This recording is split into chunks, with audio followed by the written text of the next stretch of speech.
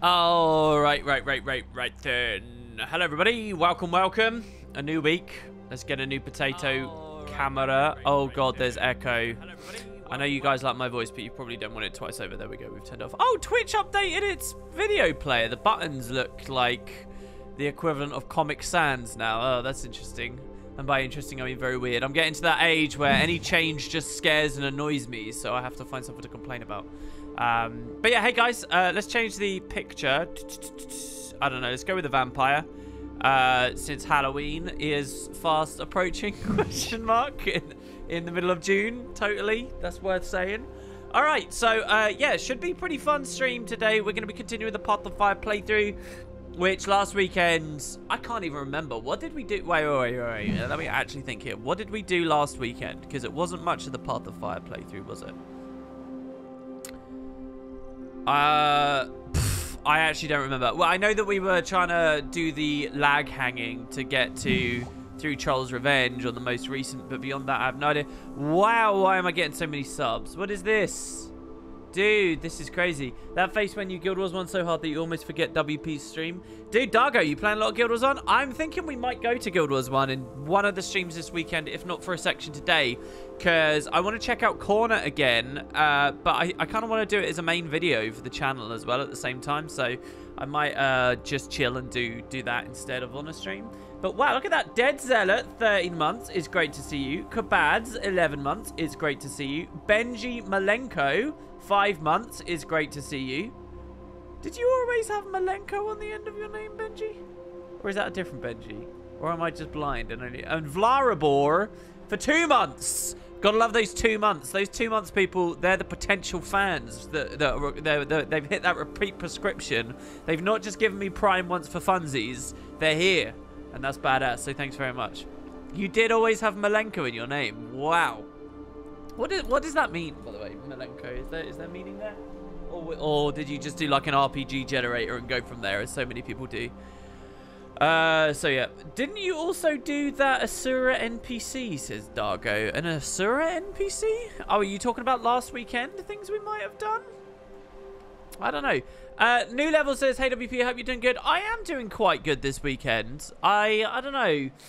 I've realized I think I'm the kind of person that stress creeps up on me and I don't realize I'm getting stressed out.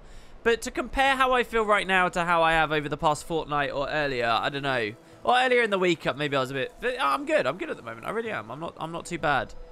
Probably the worst thing that's happened this week was I did the Guild Wars 2 video. Let's just talk about this straight. Actually, I'll wait until after the intro to talk about that. But I want to talk about the Deljamore thing at some point. But yeah, so I don't know. I'm going to go do the intro. I'm going to go get some coffee. I know we don't have the coffee emote or anything. I haven't touched this since the Guild Wars 1 stuff, blah, blah, blah. But yeah, I will see you guys in a sec, basically. I'm going to get some coffee. I'm going to publish the video on YouTube, letting people know I'm live. I'm going to use Discord for the first time in a week and tell them that I'm live, and then we'll get going with the story. I haven't recorded an episode of the LP. You guys will still get one because I'm one in advance. But today I haven't recorded an episode of the LP, so I've got tons of energy to just go ham on this next part of the story, and I'm quite looking forward to it. Oh yeah, I did a mastery point on a POF map. That's true. That was another thing. But yeah, I'm gonna get 2 drinks, guys. 2 beverages for the summer. I hate the way I just said that word. That's so cringy. I am getting some coffee, and I'm gonna get some Lilt Zero out of a can with some ice. Nectar of the gods. And I hope you'll find something nice for yourselves as well. See you all very soon. Oh yeah, and we did a stream before the football last week as well. But yeah. Okay, see you soon.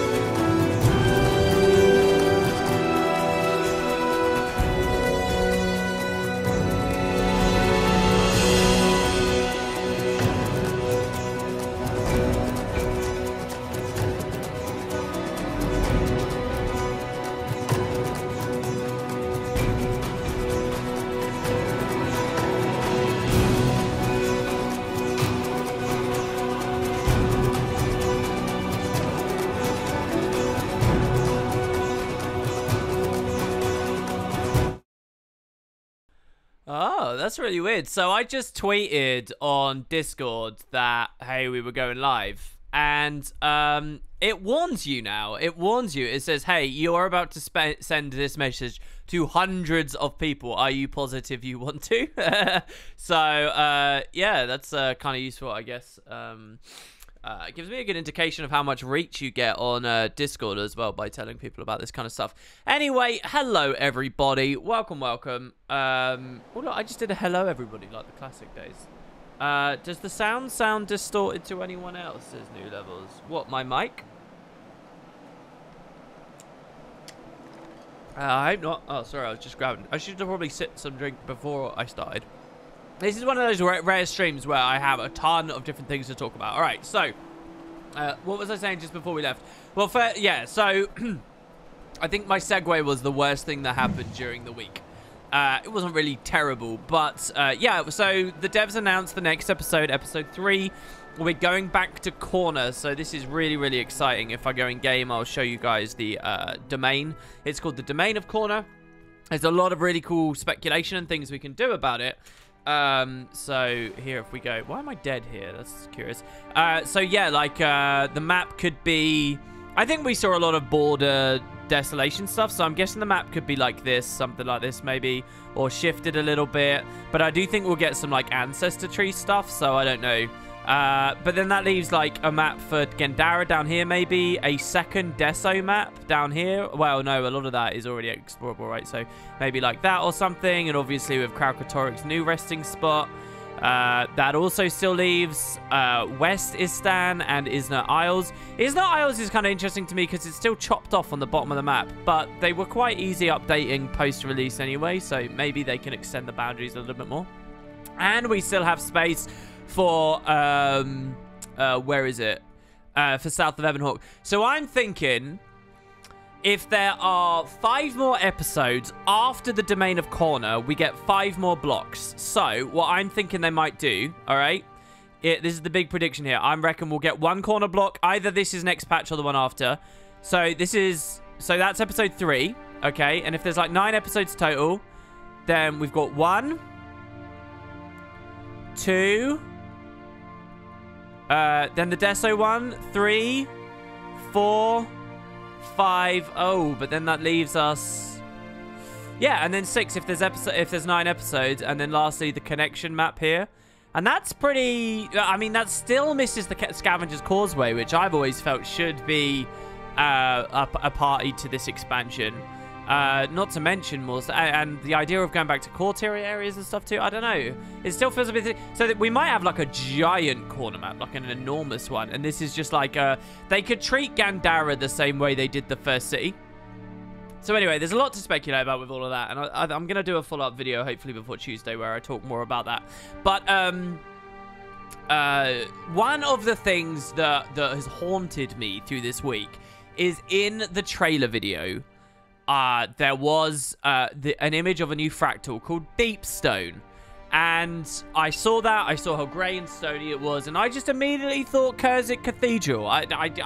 The thing with those videos is I put them out extremely quick after the trailer comes out, because otherwise there's no point doing them, really, right? So, and I can have intelligent insights for 39 out of 40 minutes. I can talk about all kinds of things. I can teach tons of shit, which people will just have fed to them, go in one ear, maybe they'll retain it, go out the other, they'll leave the video feeling satisfied, and they'll just do that.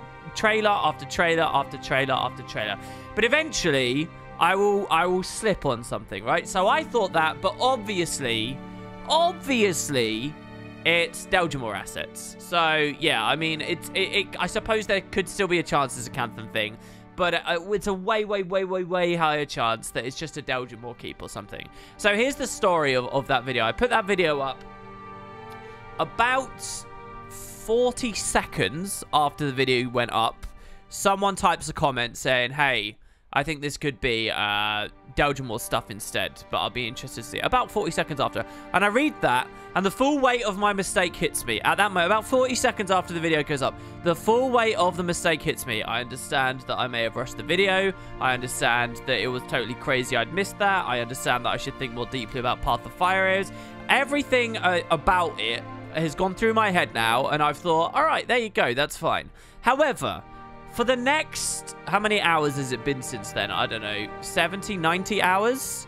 My life has been plagued by perpetual, constant, about at least once an hour, someone else will find some platform, be it Discord, be it Twitter, be it a Reddit PM, be it hundreds of YouTube comments, someone will feel the need to inform me that I'm an idiot and it's not Arborstone, it's more likely to be Deljamore stuff.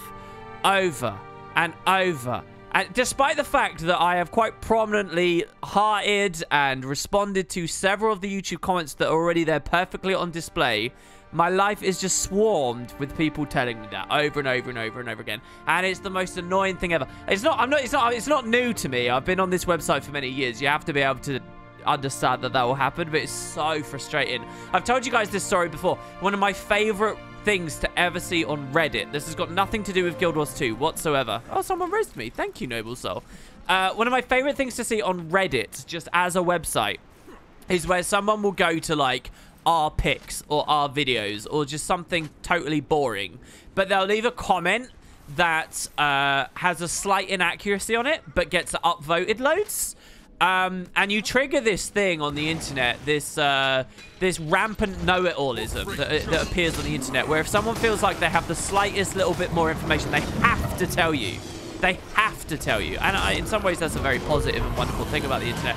In some ways, it's, you know, I think tells the story of the people behind their keyboards. But you see this happens on Reddit all the time. And invariably, my favorite messages on Reddit are these ones, where someone's in that situation with this highly upvoted but slightly inaccurate thing, or slightly controversial thing, and they do an edit. These are my favorite Reddit comments. There's an edit, and the edit says, "Oh my god, I know, please stop telling me," because what they've been experiencing is the exact same thing I, as a YouTuber, experience, which is the full weight of thousands of people who think that they have an insight, but they don't. Because what they've said has been said 1,000 times before. And yet they spam it and spam it and spam it. And they have to let you know that they know. They have to. It doesn't matter that there's 500 people more before and you knew this 40 minutes after the video came out. I have to tell you. And some people will go like well out of their way as well to be mean about it too. And you get these Reddit comments where people, you know, they edit on, they say, "Oh my god," and I love it because it's a moment where the general public, Joe Schmo, gets the tiniest little taste of what is at risk of happening every single video I make ever, and you know, anyone else in this career and doing this kind of thing. And I love those Reddit comments because yeah, it could be really overwhelming. I had a moment this week, so the whole segue to this was, oh, I'm not that stressed out, I'm feeling pretty good. I had a moment this week where something really dawned on me, right? So I'm in the habit at the moment of waking up in the morning with my laptop, and I immediately go to the laptop and I look at comments. One of my favorite things to do with this job, beyond anything else in the entire world, is upload a Let's Play episode before I go to bed. And I wake up, and while I'm still in bed, I read the comments. If you notice, my responses on Let's Play videos are very low at the moment. That's because I read on my laptop, and my laptop's keyboard's broken, and I can't afford to replace it. So it's kind of I look at the comments, but all I can really use is the mouse cursor or an on-screen keyboard, which is super annoying, so the responses have dropped. But I love reading the comments. I go through these huge paragraphs of text people have read. It makes me really happy. But this week, it's just, I'm instead swarmed by just all these people telling me about this mistake I made. And I had one very specific morning where I woke up and I had this, I had one fairly long paragraph where someone was like, subtly jabbing at me about, oh, how could someone not make this, blah blah blah. And then there was another comment. Literally the first thing I read the day before this paragraph, the very first, and the two together stressed me out a bit. I woke up, I was 5 minutes awake, and I read the comments, and the first thing I read, right, and this is a discussion about my life's work, really. This is everything I do as an adult really is about this, so I think about this all the time.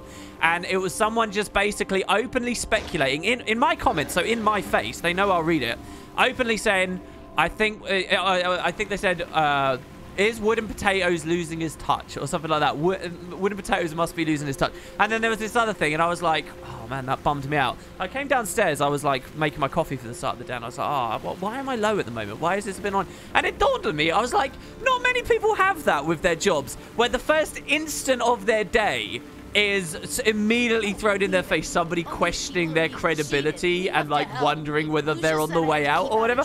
I was like, man, no, do you know what? It's okay if I feel a little bit down by that, because that's like quite an that's normal to me now. That's totally normalized, and I just sort of like, you have to take it the chin and move on. I'm like, not many people actually live in that world. Most people have these lives where they wake up and they like kiss their wife in the morning, and they get a cup of coffee and they read the newspaper. They read the, you know, about the local news in the area. Then they have a nice long commute to work where they listen to a podcast. Then they start thinking about their work, and if their work gets attacked, it's like a company that's being attacked. It's not them personally that's like aspersions are being cast upon, and they're like mentally ready to go at that point, and there's all these lovely barriers. Well, like that's a normal person's life. What I'm experiencing is like, it's okay to be a bit bummed out by it. So yeah, that was a dawning realization to me. I was like, whoa, I'm in it up to my neck. Maybe I should stop using the laptop first thing in the morning.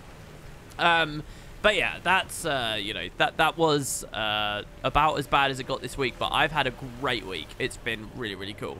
And I've had a lot of time for, like, gaming stuff outside of Guild Wars as well, thankfully.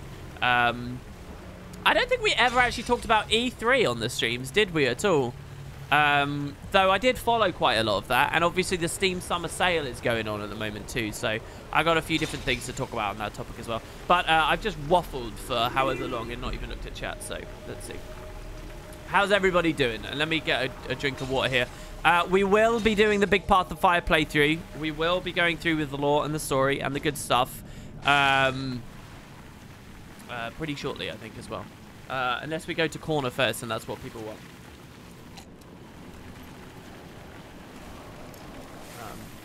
Let's see. To be fair, Kurzic architecture, while more Gothic than Nordic, does also feature archer scene. It does look... It could... I will stand by what I said. What I said was stupid, and it's obviously dodgeable. It was stupid, right? I don't defend myself on mistake. It was obvious. What the video should have been is this is obviously a Dwarven thing. These are Dwarven assets. How... talk about the... you know, I did have other insights. I talked about how it compared to the mechanics of some of the other fractals that we've seen and whatnot. But what I should have said is, yes, it's the Dwarven thing. And then I should have said, also, there's a chance Deepstone makes me think of Arborstone and stuff. And if I'd been more on the ball, I would have known that. So there's no excuse for that. But it could still be Arborstone, to be fair. But yeah. Anyway, I've got to scroll up quite a lot. You guys have been talking quite a lot. Fallout Bum, it's good to see you. Thank you very much. In fact, Apov as well. Holy flipping cows. You guys are all awesome. Peel Off as well. I think I missed it. Roller Beetle hype. Yeah, so the Roller Beetles, guys. Now, Dragon New Year is coming, I think, in like 2 weeks or something. It's a shame it's not out now, because I'd love to go in Guild Wars 1 and do a video with the new graphics options showing that race course off. Because now that the view distance is further out, I wonder what more you can see. It does ultimately start you on a mountain and then move you down. So I reckon it could look really good there. And the increased FOV slider and stuff. But it's... By the time we get it in Guild Wars 1, it will already be a... You know how fast people run through content. It will be old... Literally, it will be old news and boring to people, and they won't want to click a video about it about an hour after they've been playing with a beetle. It will go through their brains that quick. That's how fucking fickle people are. So, I don't know whether that video can ever really work, but... Yeah. You really need some coffee. You're still a bit slow from yesterday. I think I'm actually starting to a little bit become dependent on coffee, just because I am getting quite sleepy in the afternoons at the moment, and I realized that by drinking coffee it goes away, the sleepiness. So I don't know whether that's some other deficiency I have, like a vitamin D deficiency or something that I need.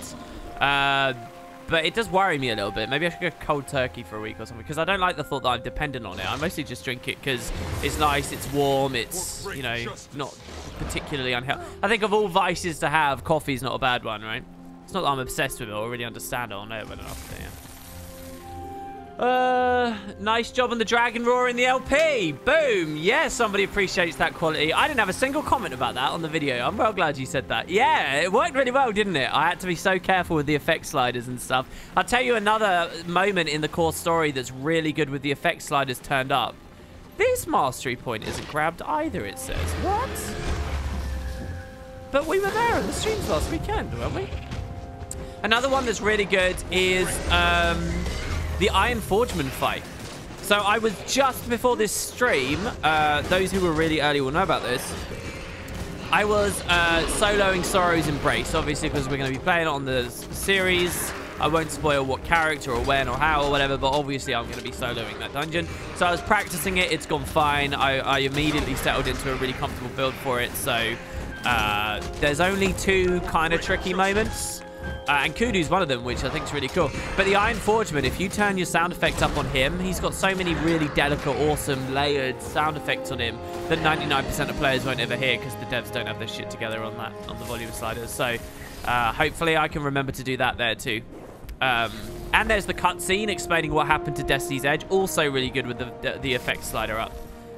So there's lots of that stuff going on. I'm dead because I was AFK in POF. Yeah, it's like they seek you out, right? Okay, I got to scroll a lot, guys. Hey, WP, it's Delgemore Assets. Thanks, guys. I mean, honestly, if I give it an hour into the stream, someone will unironically come to the stream and they'll say, hey, WP, it's Delgemore stuff. Like, what baffles me about it, I'm not going to go on a massive rant again, but the main thing that baffles me about it is I get that people just want to help out and they want to look like they know stuff and people want to feel smart, you know, so they want to talk about stuff. And that's fine. That's perfectly valid. What baffles me is when you go to a comment section to be so blind as to scroll past like 50 other messages.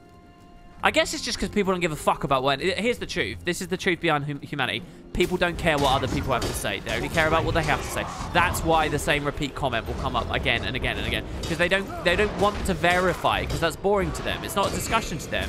The comment section is my opportunity to push my opinions on the world. It's not a place to have a discussion. That's the truth in a nutshell. And that's why you get repeat comments, whether it's on Reddit, whether it's on a YouTube video, anywhere.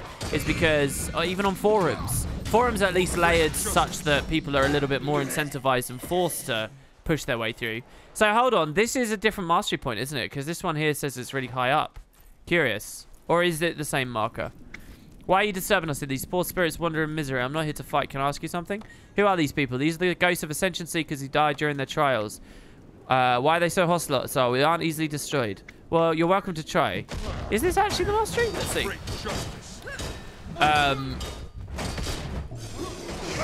God, he actually really hurts. I must be getting shot from someone behind, right? No, I'm not. Jesus, this guy just hits like a truck. What's he got? Great sword. That full count as a waste. Do I have mace on the offhand? No, I still have rifle. I remember this. Shit. Well, let's roll back. Oh, look, it totally worked. Oh, I didn't get that. Jesus Christ. Descension. So I've never read this lore before. Wow. And I was so flippant and blasé about it. Who are you exactly? Bina of the Sun Spears. This place was our sanctuary. When the other ghosts came, I sought to protect them. Wow. There you go. I mean, the truth is, I probably am a little bit losing my touch, at least as far as POF stuff's concerned. Just because I haven't dedicated myself to POF the way I did Heart of Thorns. And I'm currently dedicating myself to core story. So, that's kind of a big thing as well. Alright, well, there you go. That's awesome. Okay. So, I'm just wondering, this ended up being stuff. Did I know I can keep buying my mounts? I did indeed. Alpha Nexo says, oh my god, I hope I didn't post my comment when you've gotten so many about that already. I watched it pretty early on. No, it's fine, honestly. Nobody has to apologize about leaving the comment like that. I don't personally, I wouldn't take it personally from anyone unless it's also loaded with all this other shit, like, you know, just basically being offensive. But just straight up saying it because it's human nature. Again, this isn't really a new story to me. It's just the one thing of note that really happened this week.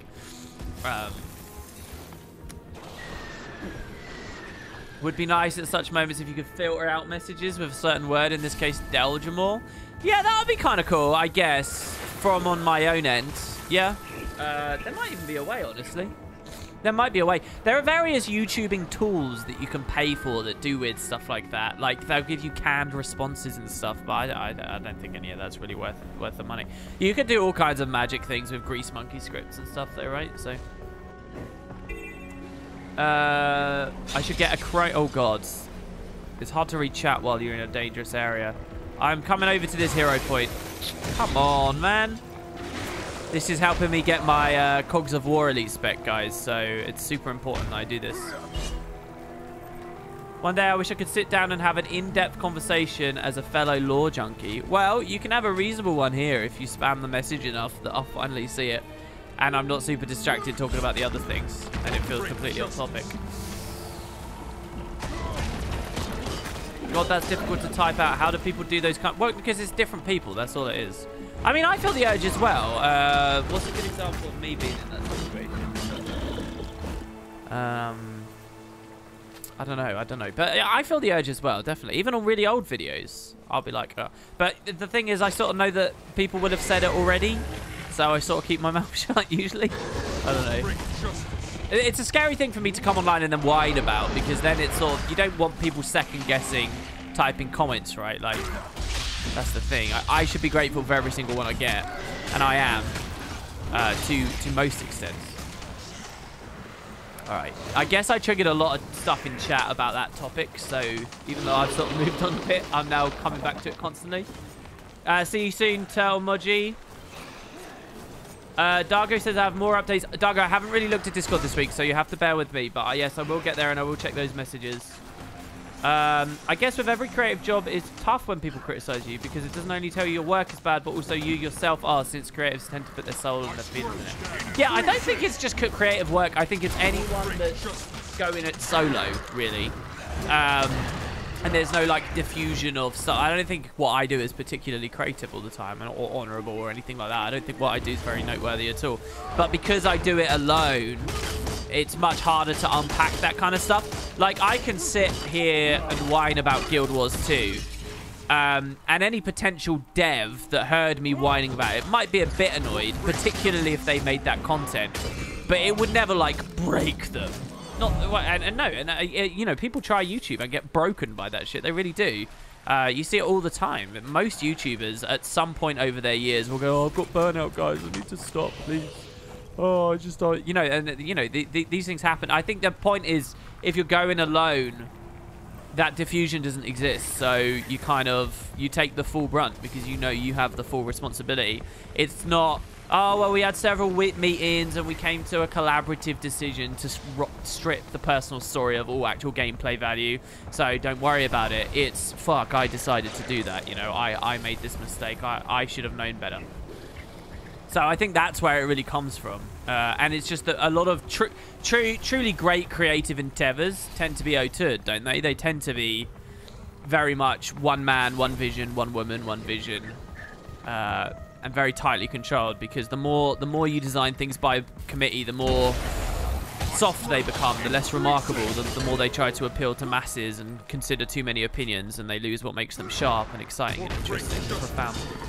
I don't know. Maybe I'm just talking shit here, but that's sort of my guess. That's why it's associated a lot with creative endeavors a lot, when I think it's more just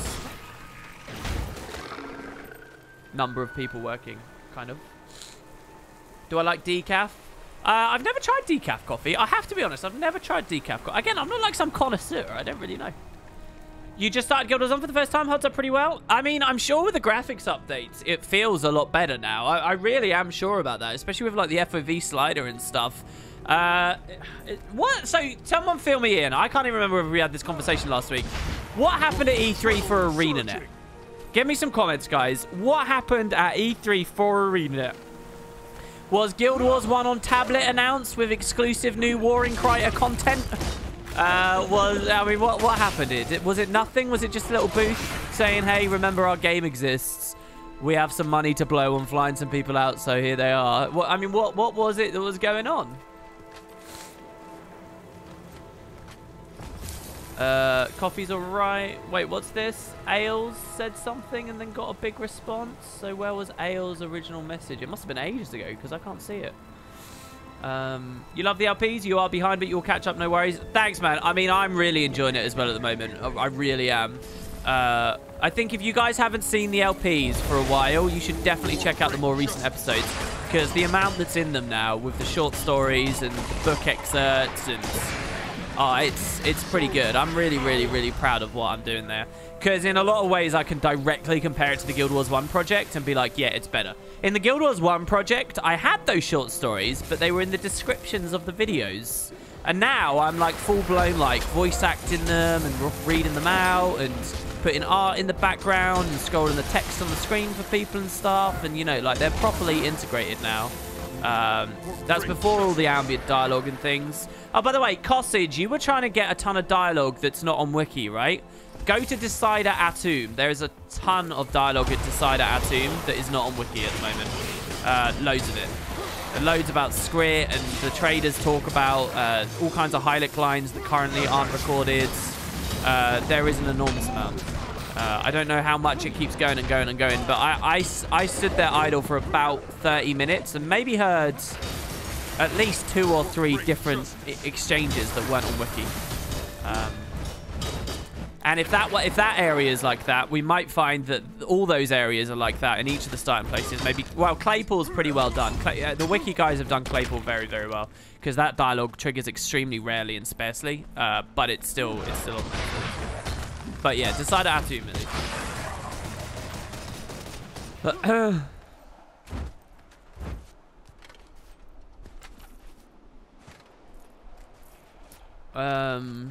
What else have we got? Scrolling. Your automated Dwarf Fortress stream starts in about 30 minutes. Dude, that sounds pretty exciting. What else we got? You want to look smart, Baby Rage. WP, did you know you can keep on your mounts and those are dodgeable stuff? Baby Rage, Baby Rage.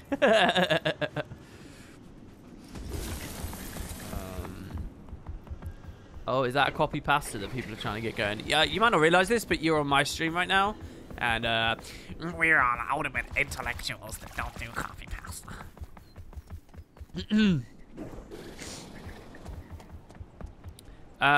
Did you know the oh my god, guys, can you stop with the the architecture thing? Any suggestion for a Guild Wars 1 class to pick? Sorry for the spam, I need an answer.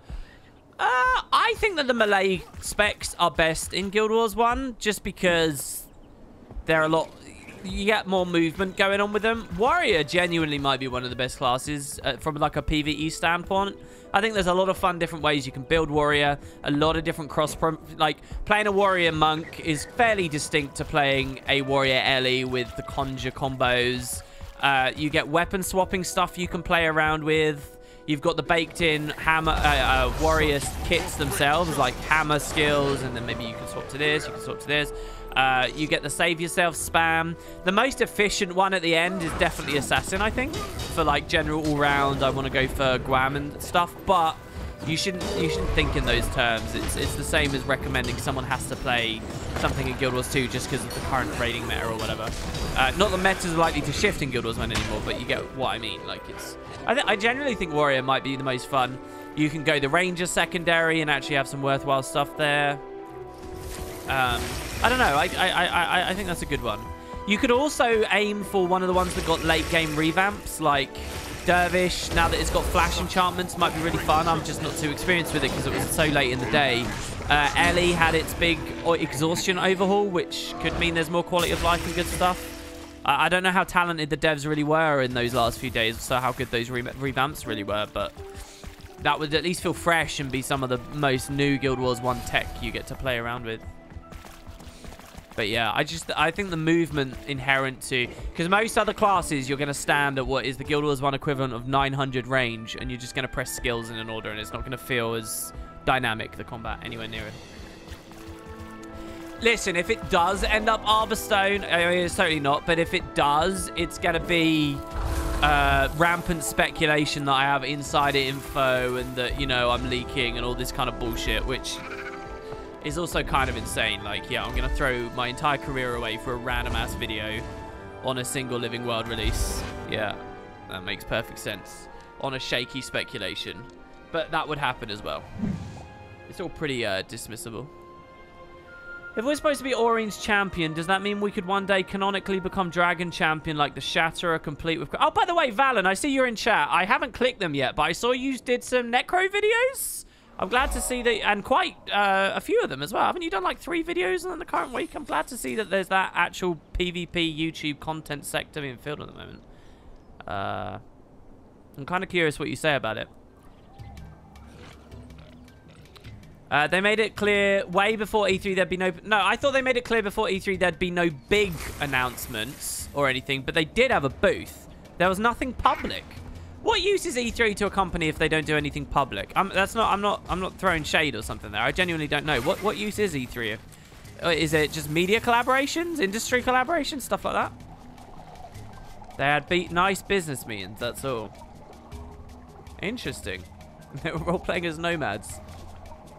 I don't know why, but the word nomad there has made me remember. So one of the other games I've been playing this week, this is a terrible anecdote, and I'm going to skip past it really quickly. However, I've been playing Staris again, and I'm kind of mad at... So I finally got into it with the recent updates. I just want you all to know, as an update on my campaign, I opened the L gates from the new patch. Some random nanite armies came out, and I actually got Earth destroyed. So now I don't want to play that anymore. That was another thing that bummed me out during the week. But literally, I had such a good... I had like this huge federation, the Sol Axis. It's my first time ever playing humans. Everything was going amazing. I managed to force peace in the sector. Everyone had like inferior or pathetic technology to me. It was literally Star Trek birthing before my eyes. And then I opened this L gate, like super early game, because I was like, oh yeah, I can snowball away from everyone. And this stupid swarm came out and literally destroyed Earth. Like the entire thing got destroyed. It's now just eternal seas of nanites just churning it up. And I've turned it off and I've not played it since. Thanks very much, Paradox. And that's one of the other things I've been doing with the games. I've also been checking out, and I'm really excited about the Spire remasters, which I saw being played and checked out at E3, and they look so good. So, yeah, I might be playing a lot of that. The Steam Summer Sale's on. If people don't know, with the Steam Summer Sale, and you watch me for some Tomb Raider stuff, just FYI, everything that has ever existed for Tomb Raider ever, except a Gen 2 DLC map that only existed on Xbox 360, is currently like on 98% off sale. Okay? Every single Gen 1 game, Tomb Raider 1, 2, 3, 4, 5, The Last Revelation, Chronicles, all of it's there. The Angel of Darkness is there. All of the Gen 1 stuff from Eidos and whatnot on Core Design, that's all there. All the Gen 2 stuff is there with all of its DLCs, with the exception of the one Xbox 360 exclusive thing. And then the Gen 3 stuff, all the little DLCs, it was like £5 for this skin, £5 for this. There was like 30 DLCs for Tomb Raider 2013. There was tons of different DLCs and cards and things for the most recent Tomb Raider. There's the comic books. Do you remember the Lara Croft games? Lara and the Temple of Osiris, or whatever, the co-op action-adventure platform top-down games. There were 2 of those, all the DLCs that came with those. There's like a book describing the making of the franchise. Everything that has ever existed since the year 1997 when... Oh, wait, was it 97 or 98? When Tomb Raider 1 first came out, everything on Steam available 90% off. You can get everything for like 20 quid. It's insane. So I bought it, and it cost me like £8, and it just filled in all the little things I didn't already have, like the little DLCs and stuff, for £8 for like 40 different goddamn things. It's incredible. So yeah, that's something I just picked up on the Steam Summer Sale. But we've been waffling and talking for way too long. I do want to get to Guild Wars, so I'm just going to spit that anecdote out, and we'll move on very quickly.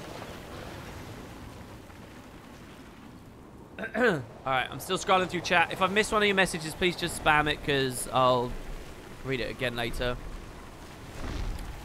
It seems crazy to me there's an effort to describe every line of dialogue in the game. It never occurred to me how crazy that is until right now. I don't think any other game wiki has such an effort.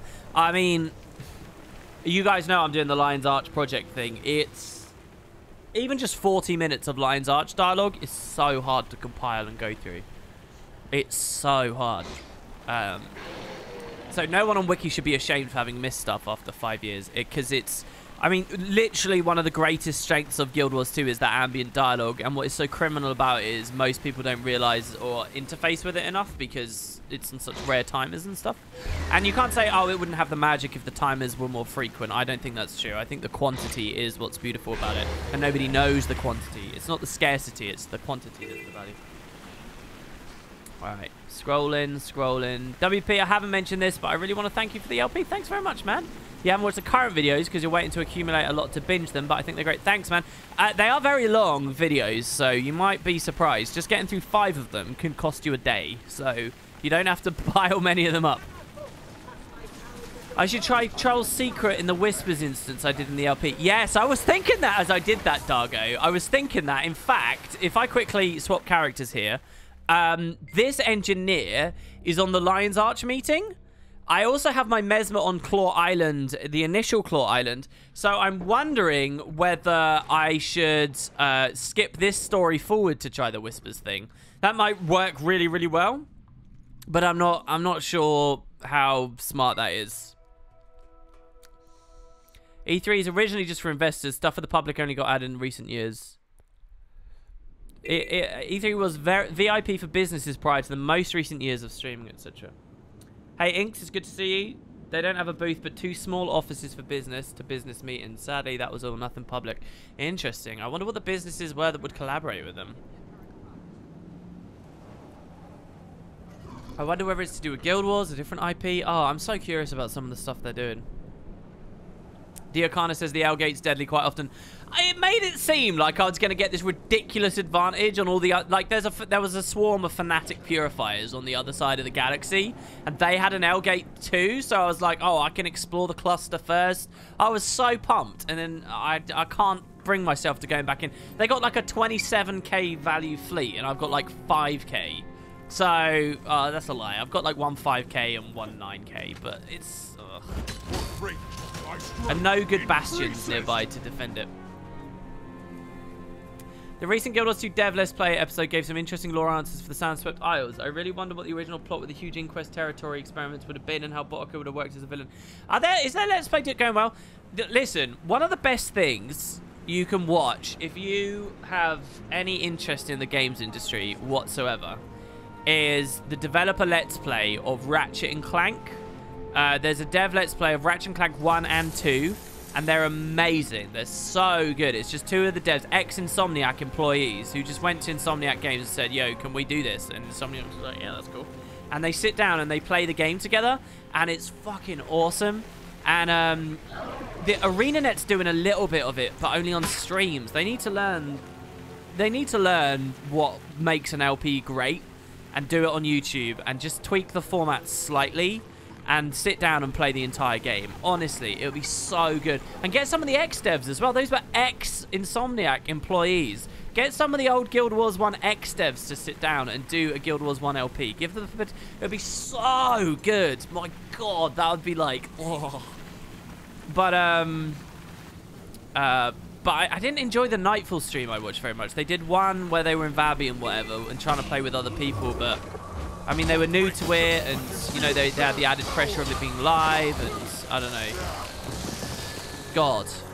I should make that a show, shouldn't I? I should, like, try and pull any strings I may have, which, by the way, is basically none, and just see whether I can get, like, a Guild Wars 1 dev commentated LP. That would get me back to doing the same thing over and over again, right?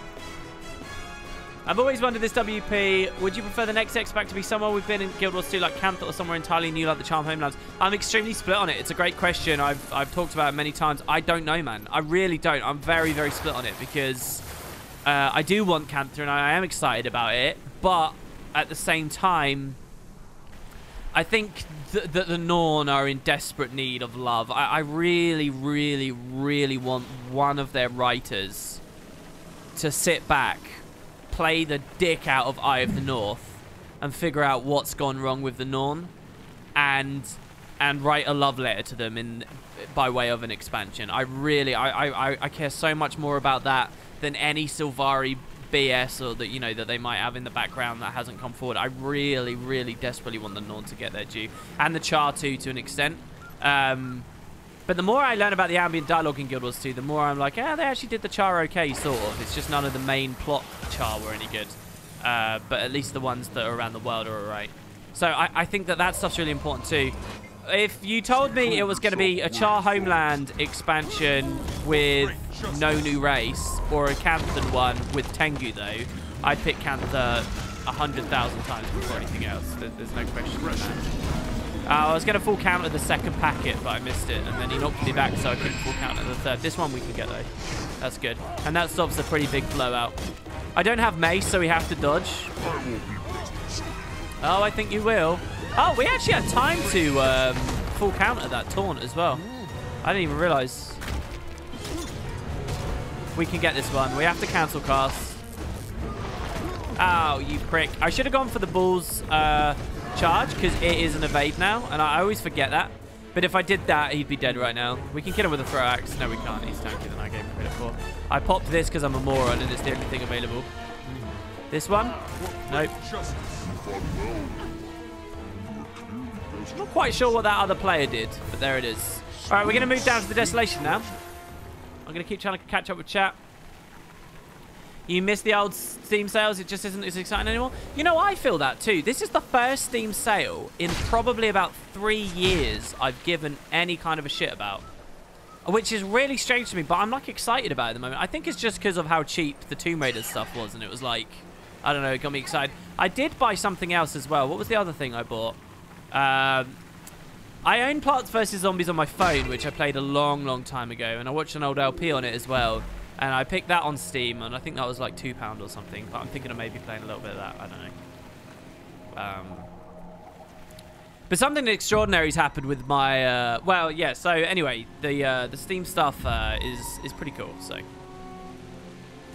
I'm happy to be excited about one for the first time in ages. Watching the Scrolling again through chat. Dargo says, you mentioned the reason you weren't excited to continue the 2012 LP was because of the mistakes you made in continuity. But after all the stuff we're forgetting Tyrix's story, isn't this LP also in a similar spot? Do you think these mistakes are forgivable, or are you happy to let them because of anything is a higher quality? I don't agree with that at all. What? No. I'm not... If I ever didn't like the old LP, I can't remember ever saying mistakes in continuity, but I'm sure if I did say that, I would have been referring to my choice to do, like, the Where Life Goes story for Sylvari instead of... something that would be more cohesive that introduced Karis and Tegwin. It would have been stuff like that. Or it would have been my regret that I made it really complicated by having all the characters on different accounts, and they were crossing over and they were appearing in the background, and every episode just became like a nightmare logistically to pull off. That's what I didn't like about the old one.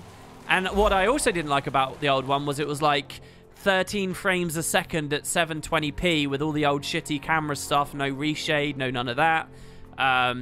It had all the antiquated, outdated mechanics and stuff. That's why I didn't like the old one. I don't consider this the very minor mistake of in one video forgetting that we did the Tyrix thing for about a 30-second conversation in the middle of what's now about 50 hours of runtime a problem at all, not even remotely. And certainly not in a way that would put it anywhere near the quality or style that the old one was. I don't think they're comparable even remotely. And I don't know whether you've seen it yet, but I have another video where I talk about that anyway and rectify it. And a few things I missed with Thaddeus. I mean, little mistakes are going to happen, you know. I can't chase perfection to that extent. Norn need love?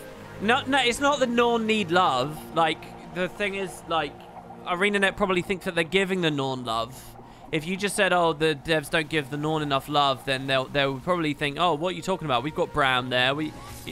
That's not the point. The point is how the Norn have deviated from what was lovable about them, I think. I don't see anything lovable about the current Norn. I don't see anything lovable about this race that they're literally just treating as humans now. Just big, slightly dim humans. They've been robbed of their culture, their history. There's very little depth or intrigue to them at all.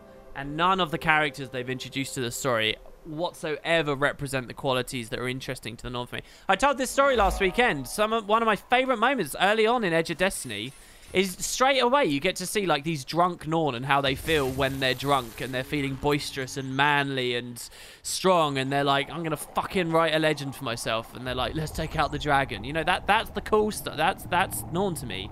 And particularly where they were in GW1 with the transforms especially. I mean, this is what I'm talking about. Just saying they don't get love, I think, isn't descriptive of the issue. It's that they're getting the wrong kind of love. I know that sounds a bit weird, but yeah.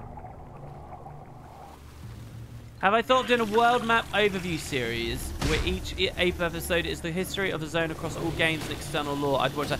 People keep telling me, for years people have told me to do that. I don't know what's so interesting about it though. Maybe one day I'll do it.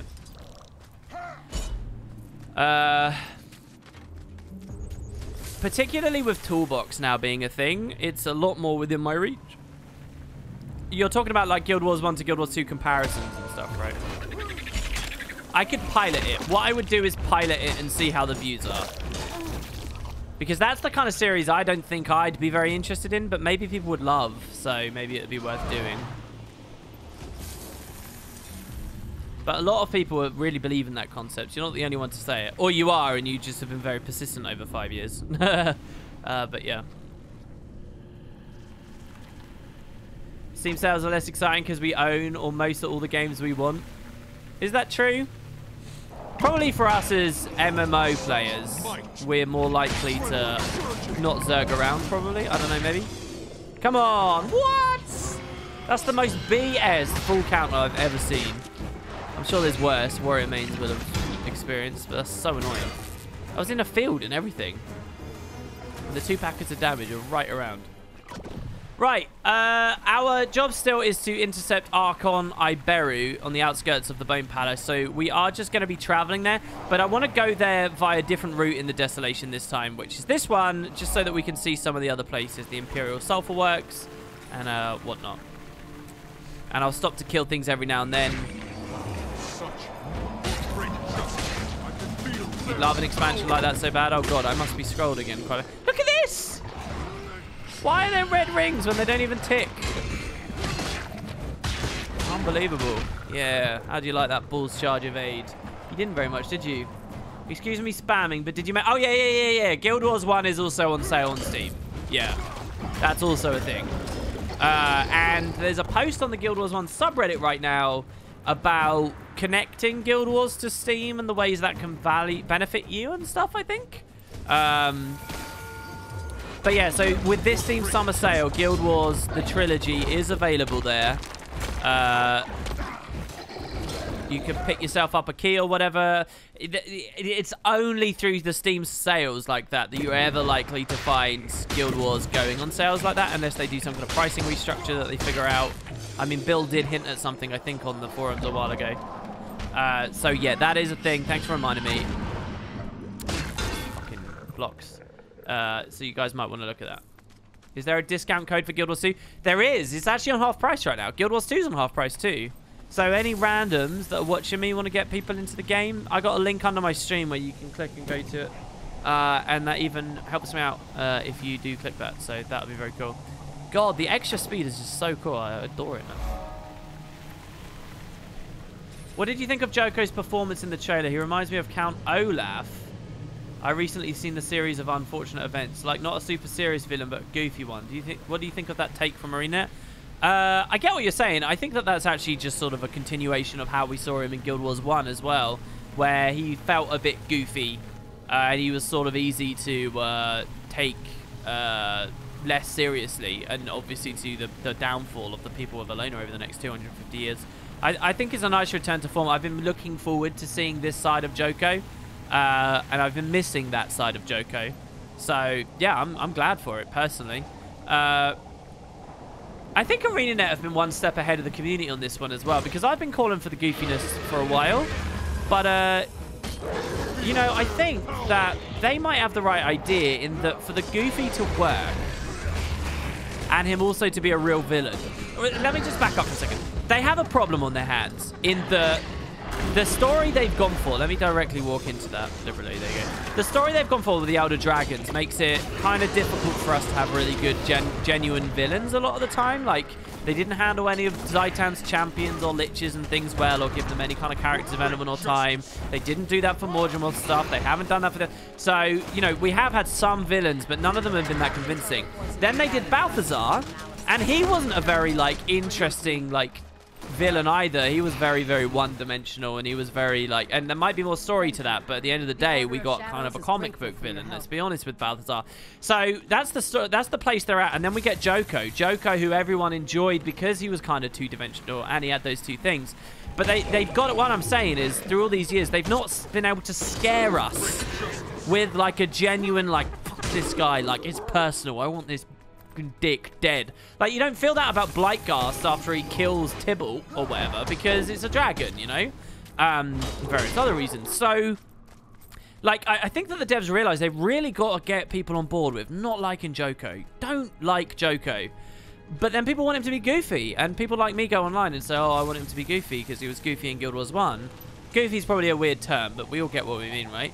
And so I think the devs were kind of one step ahead, and by identifying this, they were like, no, we're going to treat this guy as serious as nails, really, like, blunt, just villainous for a lot of our patches. And so Path of Fire, he was almost straight up just villainous. They did a hint at the deal with the devil thing, but mostly he was just a villainous guy. He was a little bit funny to see as he struggled in his cage. But he was pacified at that point, and they could get away with it. But even then, it wasn't much. Episode 1, though, they go on the villain aspect. Episode 2, they go on the villain. It's only now, episode 3, we're seeing a little bit more, and people are making, like, these Joker comparisons and stuff. But I think the devs were right, maybe, to do it in that order, because maybe to do it in the other order, Goofy first, Menacing second, maybe it wouldn't work as well, you know? So I'm really looking forward to this patch, to seeing how it goes. I really am.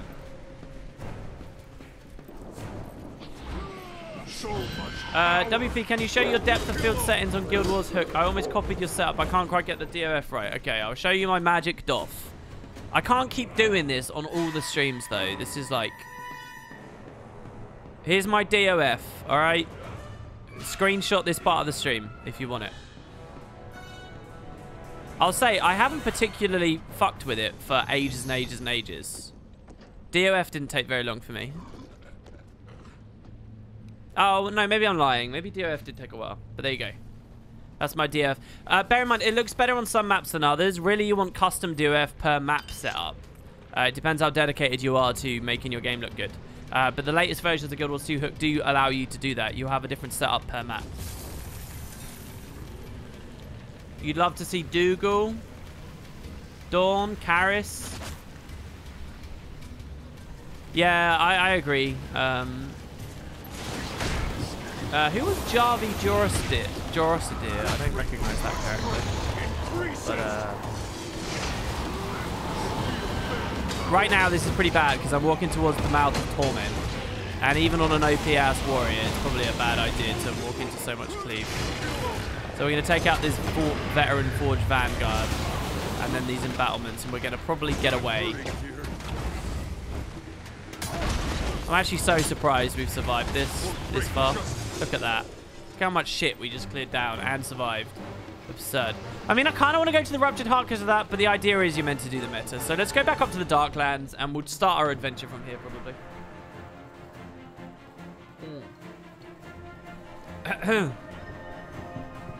Yeah, the Desolation is pretty good. Cool, thanks for the clarification on what the 2012 LP you thought was bad. I remember you saying something how you disliked you forgot Aetius' name or something, and you really hated how the LP didn't have that moment-to-moment quality, but I guess I was wrong. I don't remember ever that, so yeah, maybe you misinterpreted. I mean, it sucks that I forgot that story arc and that I've accidentally called Tyrix Aetius a couple of times, but those to me are just human little, you know, blurs. I've got to forgive myself those. Those I don't worry about. Travel through the Sulphur Ravine place on Griffin without hitting the ground. I will try that challenge some other time, Yundle. I can't wait to come back here on Beetle. Where are you guys hyped about on Beetles, by the way? Just a totally different random conversation for a second. I posted on Reddit, reverse down Draconis Mons. How cool would that be as a Beetle race? Admit it, it'd be good. And I wonder about the actual races that they've got. Which ones now you can do faster on Beetle? Do you reckon this one's better on a Beetle? This one definitely won't.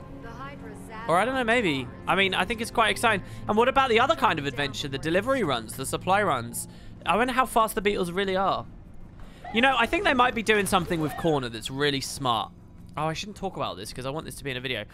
But I think they might make Corner enormous. But wait. Like, you see Istander's only this size, while the Desolation is like this fucking huge thing, right? I think they might make Corner enormous, but because the Beetle is all about ridiculous speed and, you know, going up and down, ramping up and down sand dunes and stuff, it can have very little content density. Do you get what I mean? It can just be... this will be the first time we get back to the brand as well since the expansion too. That's kind of exciting. Am I wrong about that? Hold on. What were the... Yeah, because these two were the two maps. Yeah, so they might do a really big map and we just travel around it a lot. And I'm okay with that at this point. I really am. Even if it's low content density, I'm okay with it. Love your content. How do I get into end game? Thank you very much, Backit7. How do I get into end game content like dungeons, fractals, and raids? How to get the gear, the party? I've been playing since launch, but never had the courage to delve into end game content. Dungeons, you really don't have to worry about, man. Just go to LFG. Just open your friends list, go to LFG, and just go into dungeons. Look at people's posts there and try it. The worst that can happen is you get kicked, but who cares? Honestly. You're playing an MMO. You don't have to be that fragile, right? Just try it out. Just go for it. Fractals also. Low-scale fractals are easier than dungeons. Definitely. But a low-scale fractal is way easier than a story dungeon. You can probably two-man every single low-scale fractal in the game. Probably. Well, I don't know. Maybe there's some hard gates that I'm not thinking of right now because I haven't played fractals for ages. But, so fractals are really well built. I mean, the devs don't talk about it enough. The community doesn't talk about it enough. Because all you'll find on discussion forums are like grizzled old veterans that only care about fucking necro DPS in raids. But the truth is that there's a lot of interesting discussion to be had about the way that the game feeds people through its systems. Most of the time, Guild Wars is terrible at it, but fractals are actually okay. You can very comfortably and confidently go into those early fractals and learn about them. You can play it with just one friend, and as it gets slightly more difficult, you can start going on an LFG and inviting more people, and you can start. You'll slowly learn about Agony, and you'll slowly learn about those things as they go in. The devs need to make it a little bit clearer, I think, for fractals, but generally it's a really good format to take you from just a random that doesn't know anything. And by the time you get to the expert level fractals right at the end, just think of it as a really big, long, via Infinito style, 100 floor dungeon. And sometimes the floors repeat, but they'll be different each time. That's literally what it is, right? So just keep going. And when you get to the 100th floor of the dungeon, when you finish the fractals, you will hopefully, as long as you've been putting an effort in to keep thinking about builds and looking at stuff as you go, you'll be good enough to play those every day, get a ton of money, and make some contacts. You'll add people to your friends list. Before you'll know it, one of them will say, hey, do you want to come raid with us? It will all happen naturally as you go through those fractals. And the devs are all right. They give you a mail when you beat the personal story telling you about fractals, and you go to it. So, like I said, the game's usually quite terrible, but in that play, for feeding players through its systems. But for that area, fractals are the way to go. Don't be scared of low-level fractals. They're really easy, I promise. It's not that I'm out of touch. They genuinely are easy. I promise. I say that they're not as easy as personal... When I say the personal story is easy, I mean, it's a different ballpark. You're not going to be able to AFK that. Look, I've never done that either. Shadow Patroller? What is this? I don't want anyone to get the wrong impression. I have done a fuck ton of POF, okay? I have done a lot of the POF stuff. There's just a spattering of things I haven't done on some of these later maps, all right? But mostly, okay, it's pretty good, right? just to be clear. So, wow, I can't believe it. What a productive stream this has been. I didn't even pay attention to the lore of that, though.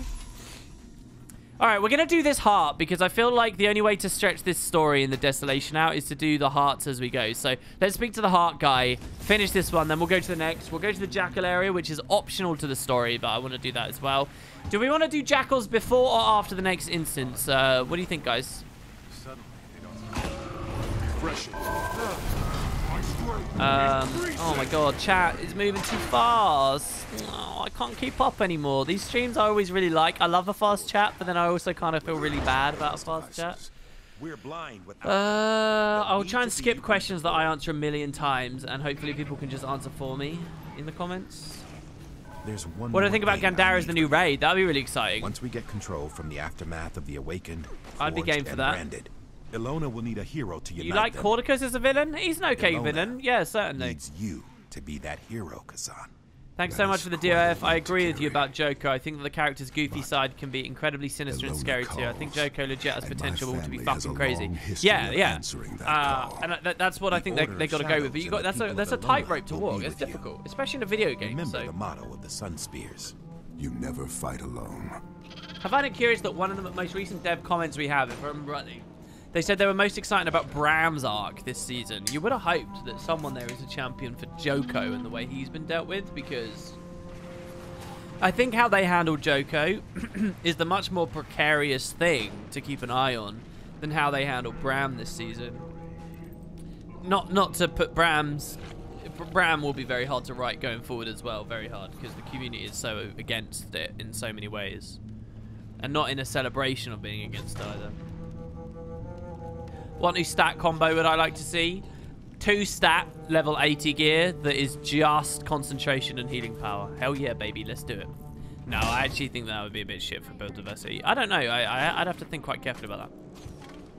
There is the famed Berserker Plus that still isn't in-game. It's Marauders, but you swap the Vitality for condition damage.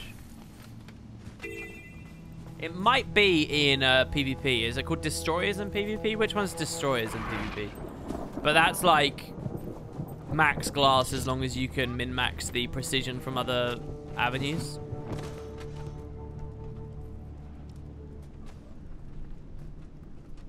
Can you still craft the grinning shield in the forge? That was a Halloween skin, so did it come out the forge? I thought it was Black Lion chest. If there was ever a way to craft it, as long as you got the components from Halloween, I'm sure you can. Domain of Corner, you can LFG. Yeah, you can LFG fractals too. I recommend, though, you do T1 fractals with just one friend. If you LFG T1s, all the bosses will blow up so fast you have no idea what the mechanics are anyway. And you're not actually going to learn anything, which is one of the poorly executed things of fractals. The game makes a lot more sense with just 2 people because there's way less animations going on. The combat pace gets refined to a proper place, and you learn what to dodge. And that will actually see you in good stead when you get to Master and Expert. Seriously, I actually think 5-manning the low-level ones, especially with bored veterans, is a terrible idea because you won't learn anything. You really won't. You won't understand why your comp's working. You won't understand what proportion of the damage you are doing. You won't understand any mechanics because they'll be done too quickly. I don't recommend 5-manning T1 fractals. It would be easier, but you don't. But you're only making it harder for yourself in the long run. Basically, you'll be shit at the game when you get up to the higher scales. None of us did. Is the new mount about speed? I keep hearing it is, but I'm not so sure. I was thinking it was going to be about the same as the Raptor, but instead of the group pull, it would be a wall break knockdown attack. Or did I miss a post? Well, the Springer is a knockdown. I'm not sure about the engage. There's a lot to speculate about. I think it should be about speed, though. Obviously, balance to not supersede everything else. Like, everything should have its place and not be just straight up worse. But I think as long as you're going downhill, the Beetle... I think that the Beetle will be the fastest mount in the game. I really do.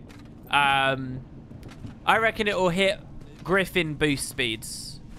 But it will be able to do those while rolling up hills briefly.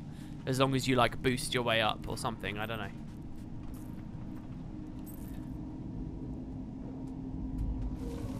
No, dungeons are way harder than fractals. Story dungeons are also very hard. Dungeons are harder than Scale 1 fractals. The balance is like Scale 1 fractals, explorable dungeons, story dungeons, T2 and 3 fractals, T4 fractals, T4 challenge modes, raids, raid challenge modes. It's something like that. That's the order, really. If you put that in a list, that's like the difficulty list. And you'd maybe slot in there somewhere open world, very early on open world, Corteria. It'd be like Corteria story, open world Corteria, and like the meta events and how they can scale. Then you'd have the block of dungeon stuff.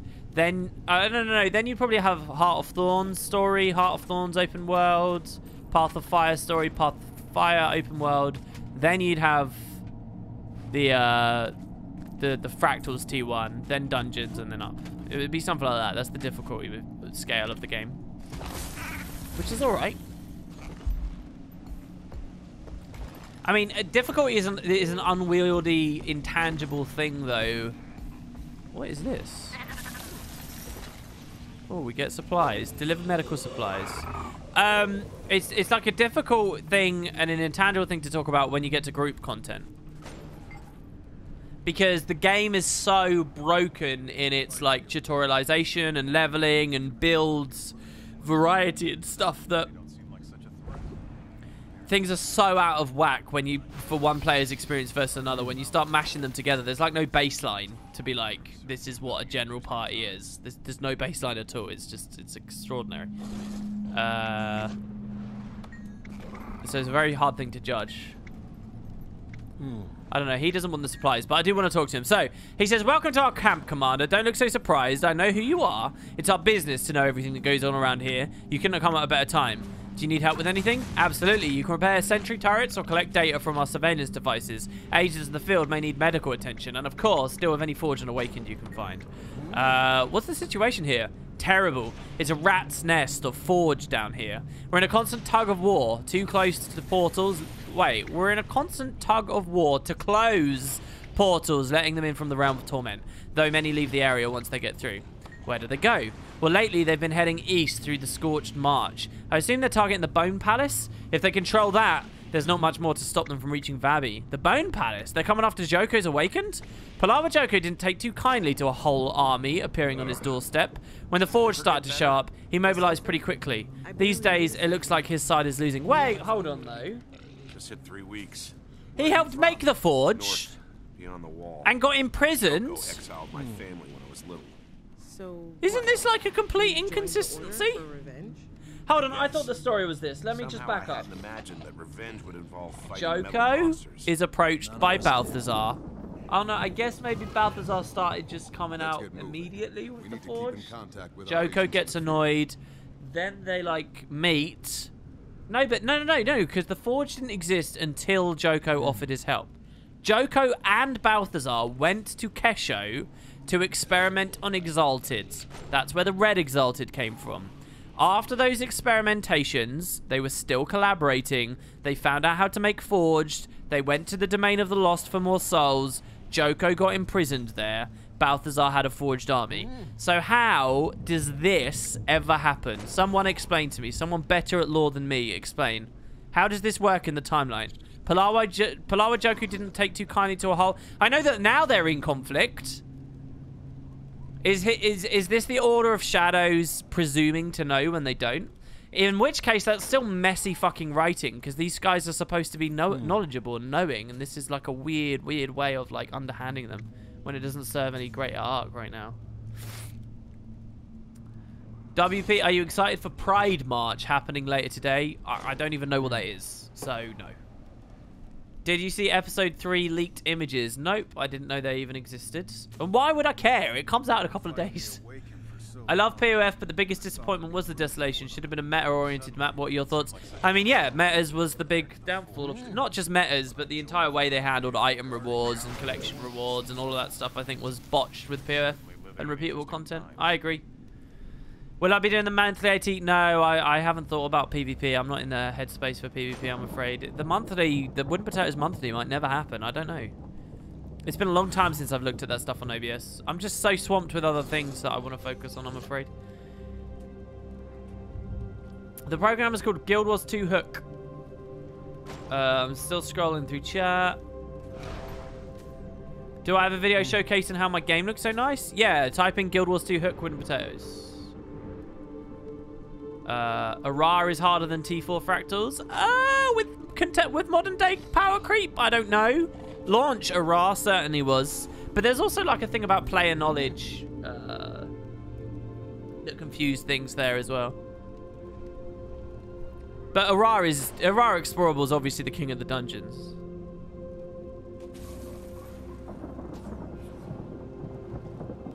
The reason Arar is difficulty, I don't think, is often in the most fun way. So you don't find a lot of the design they use back there in contemporary stuff.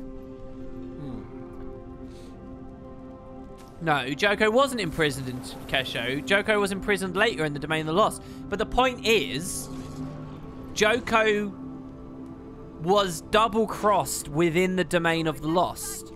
So how was there ever a time? And he was trapped there. Because Joko led Balthazar to the Domain of the Lost as an ally. If they were in an open conflict at that point, then why would Joko have ever gone to the Domain of the Lost? He would have just hidden behind his Awakened at the Bone Palace and a fight would have taken place. He was double-crossed at the Domain of the Lost and imprisoned there. Which character would I recommend? I don't know. My opinion swaps every time. Do you want an actually engaging experience that teaches you things about the game? Do you want to just face roll? I don't know, man. Does it ever get Pick better? for flavor.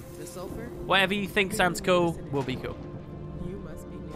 Do they know exactly when Joko disappeared or who's giving orders or speculate? Yeah, if they're speculating though, that's my point, that they should just... I like that as an answer, but the devs haven't provided an outlet for us to express that, so it just feels sloppy. I guess.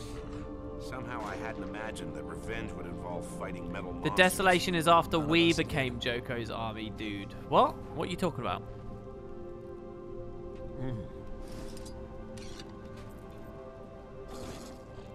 To be fair, there's also dialogue where the Order of Shadows mentions they haven't seen Joko after he went to the underworld. So I think that line you have in the screenshot is just generally speaking about Joko, meaning the government, as that agent that probably didn't know Joko was missing by the time the Forged invaded. Yeah, I like that as an answer. I just think that they should have like had some nods towards it within the dialogue itself. Or our player characters should have had an opportunity to say, "Are you sure about that?" And he says, well, maybe. How are they supposed to know Joko helped Balthazar make the Forge? Nobody has been in the Domain of the Lost but us. Well, we found out that Joko was helping create the Forge in Kesho, not the Domain of the Lost. So any agent of Balthazar, any herald of Balthazar, any of the Forge, some of them can communicate. Balthazar himself has been in open communications with the Zaishan, who have been his propaganda machines. It's not like information can't spread. And again, you might think, oh, well, the Order of Whispers just missed out on that. They're about information gathering. That's why this is sloppy. That's what I'm saying.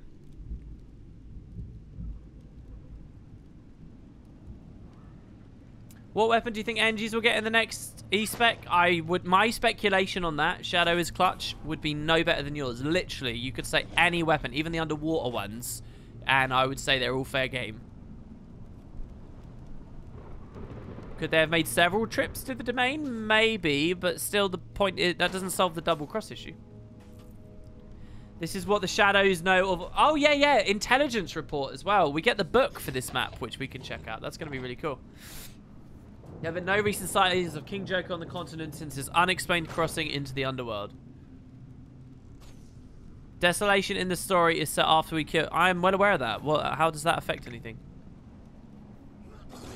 Yeah, nobody's ever disputed that Fallout bump. I find it quite a chat, by the way. No one's ever disputed that Fallout bump, but it does nothing for this conversation, does it? I was going through old pictures to store my depth of field screenshots and have an old picture of Pillars of Eternity pointing out to look like how close the fog of war is. And I'm like, look how cocked I am. What makes you say that? Our forward agents around Ruptured Heart are being hunted. Real and Shaza were caught off guard. That's unfortunate. We are woefully outnumbered. We'll have to be more vigilant. I'll tell the other agents to cover their tracks better. I like this dialogue. It's going to be really fun when we get her in the LP. Trying to compile all of this. King Joko is a singularly powerful necromancer, Once we get but his control long from the absence fuels the aftermath hope of that he is Awakened, lost in the realm of forged death. and branded, Elona will need a hero to unite them.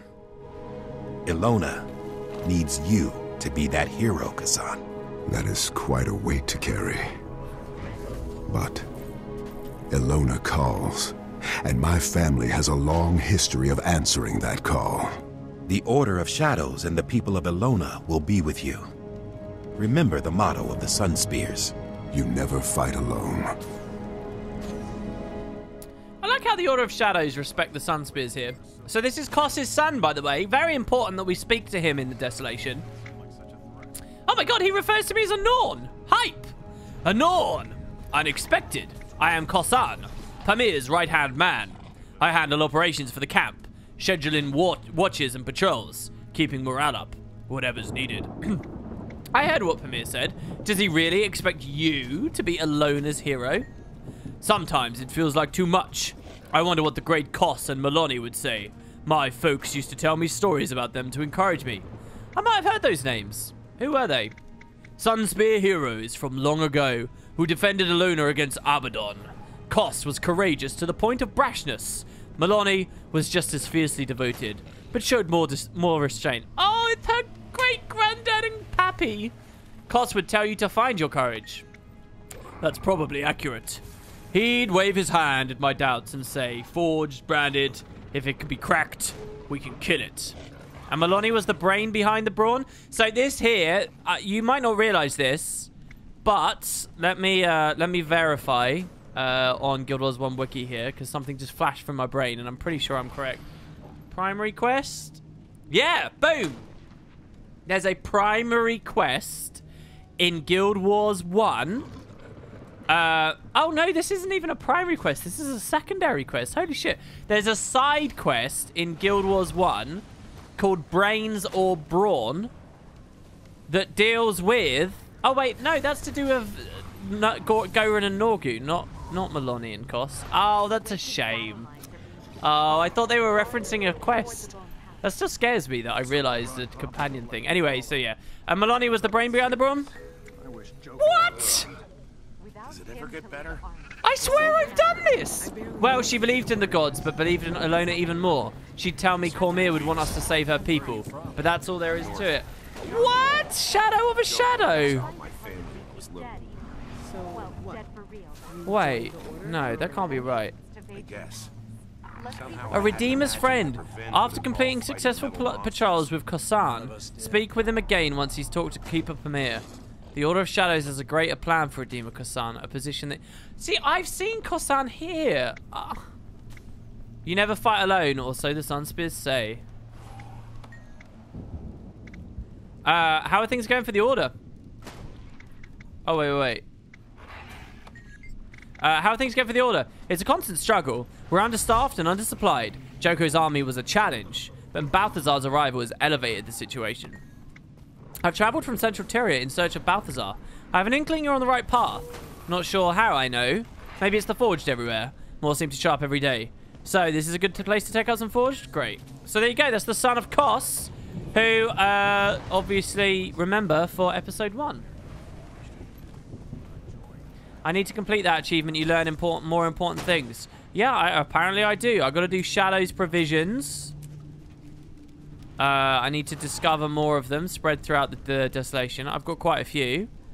And then I also need to Shadow Sprinter. And I need to do Round Portal Spiker. Round Portal Spiker? Isn't that the meta though? Oh no, plant 100 portal spikes to the round portals.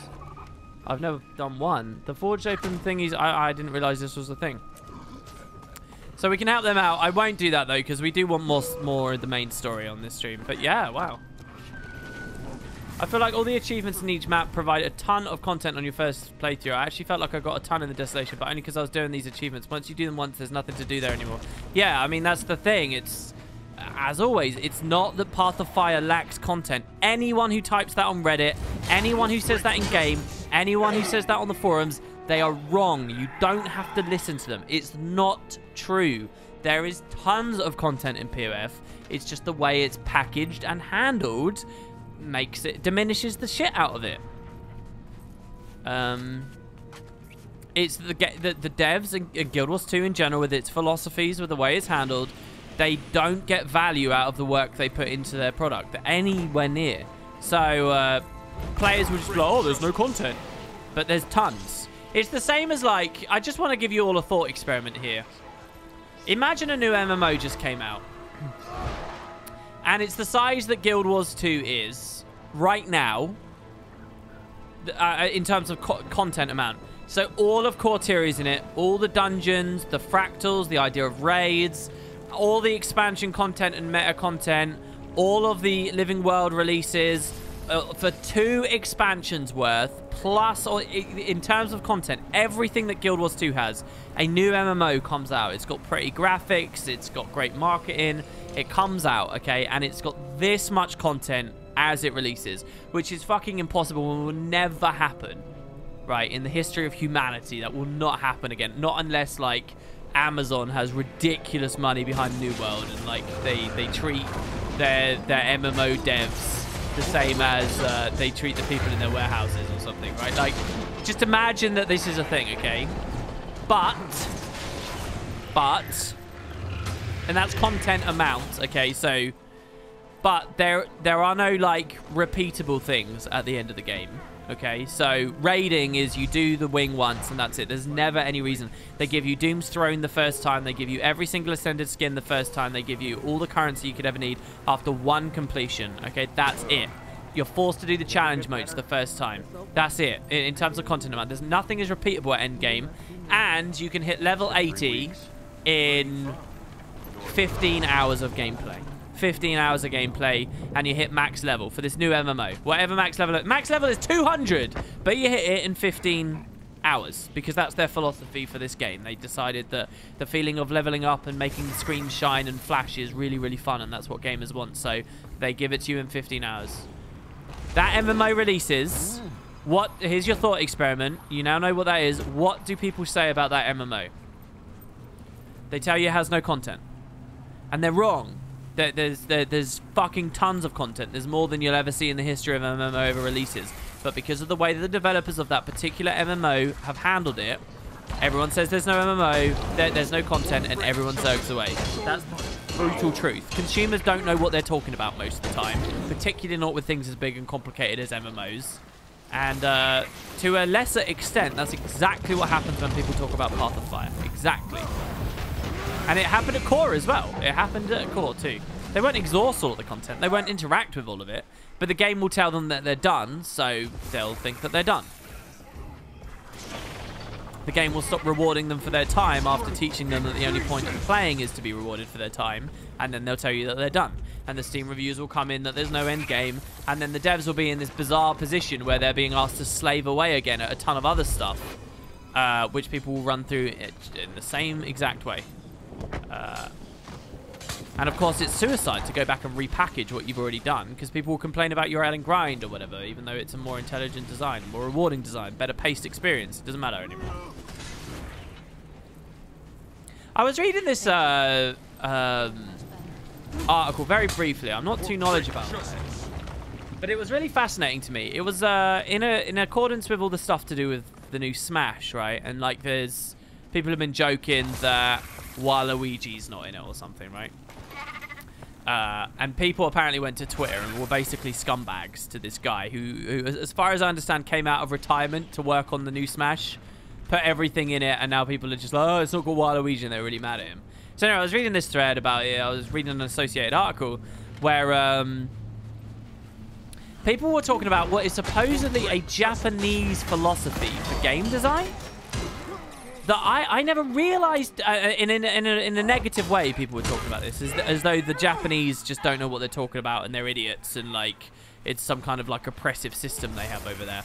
But they were talking about apparently Japanese game design, which is that the developers generally believe that the devs know best, that the community, that players don't know what's as fun as well as devs know what is fun, that the devs can determine much stricter exactly what goes in the game, and most feedback can be disregarded to a greater or lesser extent.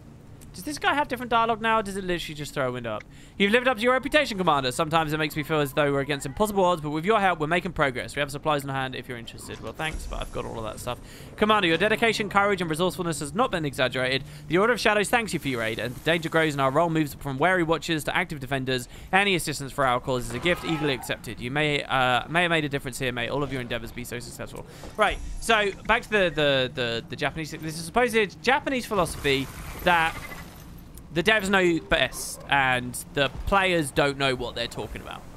And everyone was talking about this like it was some, like, foreign, backwards, regressive, idiotic view, and that, oh, this explains why they are all so arrogant about the games they make and stuff.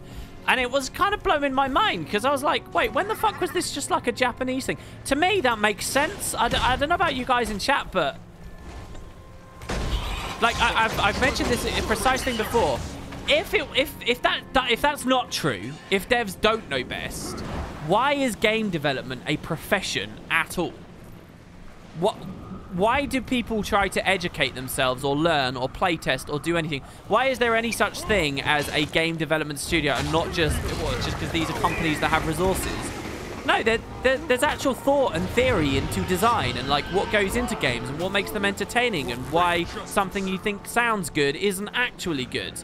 Like, there's a reason why someone's a game designer, not just a random nerd on the internet that actually make these things. Of course the devs know better. Of course this is an industry and a profession that can be mastered and learned. Of course you don't know best just because you're the consumer. And it kind of blew my mind that people are in this position now where it feels like, are we losing our minds a little bit here? Like, collectively as a people, that we think that feedback is the be-all and end-all? I don't believe that at all. I don't believe that feedback is the be-all and end-all. I think that a lot of stuff can be disregarded. Because surely the world wouldn't be the way it is if that wasn't true. Is this just people completely getting lost in this thought that everything they have to say is of value? Like, since when was this, like, purely a... is it me that is that a touch? Is this a well-known difference between Japanese video game development and the rest of the world? I hope not. But yeah, it was kind of fascinating to me, and I think about that a lot when it comes to the kind of feedback people give to MMOs and think about MMOs, and they talk about it on Reddit, and, you know, obviously with Guild Wars is the main one I think of when it comes to these things. But yeah, kind of curious. I want to see what you guys in chat say to that. Like, some of you are going to be very centrist about it, and you're just going to say, well, of course, you know, in general, the devs know better, but they have to check their opinions with playtesting, otherwise how do they verify? So ultimately, it does come down to the consumer. But, you know, I'm not looking for responses like that. Obviously, we can say that, but in general, I think, and you know, I don't disregard or ignore that. In general, I think that, you know, I would always defer to the expertise of an expert, of someone than to someone who casually... you know, what's the word? What's the word? It's a P that I'm forgetting right now. Anyway, let me actually look at chat. What do people say? Yeah, and it's curious as well, because I find that ArenaNet as a company do seem to care a lot about the feedback they get, and it almost sounds like desperately hypocritical and gross of me to make my living, really, talking about their game and providing feedback on their game and discussing their game, and then also to harbor these opinions at the same time. It's like it's like I'm saying, oh, people aren't allowed to have opinions, but I am, because I've been in the franchise for 9 years. And is that wrong of me? I kind of get the hypocrisy there.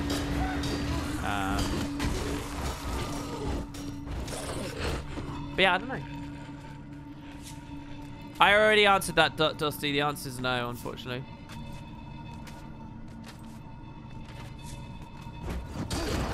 But basically, I think if you take one statement in a vacuum to discuss, it's gamers don't know what they want. Just imagine that as your headline. That's what I'm saying. Discuss this concept. Gamers don't know what they want.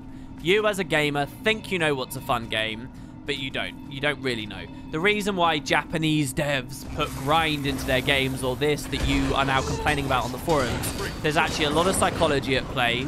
There's a lot to this, that overall you've got to have those low points to enjoy the high points, whatever, it doesn't matter. Something is happening beyond your comprehension, because gamers don't understand what they want. You think you're empowered and free-minded as a consumer, but you're not. And I think that's what people they struggle with. They don't like the thought of that, because we like to think we are all in control of everything we think and feel, but maybe someone else does know better. Just because you buy the game, it doesn't mean you know better. That's the point. Gamers don't know what they want. Do you believe in that? I do. I'll raise my hand. I will absolutely stand by that. I do not believe gamers know what they want, particularly MMO players. To a minor extent, I think they do, but I think that most gaming consumers are more titillated by superficial bullshit like graphics and rendering capabilities and dressing and like UX and stuff like that than actual philosophy and implementation and design work. I think that's much more the thing. Like, if you look at the feedback to the trailer that came out with the next patch, people are excited to ride around on a beetle because it looks like a beetle. If that beetle, you could have it exactly mechanically the same, but if instead of it being a roller beetle returning from Guild Wars 1, it was a forged mech ball, people would lose their shit, you know? You can take one of your classes that's like heavy armor and he's a frontliner and he's, you know, maybe got some support capabilities, and you can say, all right, let's do something. Let's completely change that on its head because there's space here. Let's give it some ranged capabilities. Let's twist its theme a little. Maybe add some idea of traps or something. Yeah, this is really kind of curious. Let's call it the Dragon Hunter. Everyone shits themselves because it's called the Dragon Hunter rather than the other aspects. Or most people do. Not everyone. I know that a lot of people did get into the deeper design of Dragon Hunter. But more people are interested in superficial bullshit than they are anything else, you know? So yeah, I'll stand by it. Gamers don't know what they want. Very much by and large. Nice, I could catch your stream, WP. Last week I watched a ton of your videos, especially those on lore. Very cool. Keep up the good work. Thank you very much. That means a lot to me. Thank you. So here we're just casually walking through one of the Janundi Rising forts, by the way, which I guess is completed recently.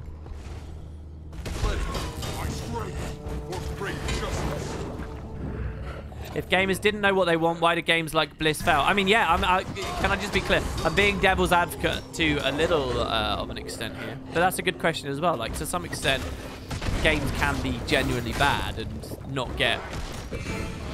I mean, there's another thing as well to this whole, like... Maybe you don't need to be... I mean, here's a devil's advocate argument for you guys. This idea that, you know, there's a reason you have to learn how to be a game dev. You have to, in actual design, it's not just working with the tech and building things, but you actually need some design chops, and there's theory and application and all that. Here's a counter argument to that. We're in the heyday of, like, indie dev, where random nerds, literally random nerds on the internet that have got a little bit of Java programming capability can end up making the best-selling, most profound, incredible game ever, you know. And there could be tons of successful indies that just come out of people's basements. If that's true, then maybe there isn't that much glory or intelligence that needs to go into being a game dev. Maybe we do all have valid opinions. Maybe it's perfectly fine because I'm just an unrecognized genius. Welcome to the house of unrecognized talent, people. Read my Reddit comment. This is why Bless Online sucks, right? Like, what? Maybe that's an argument. Such might.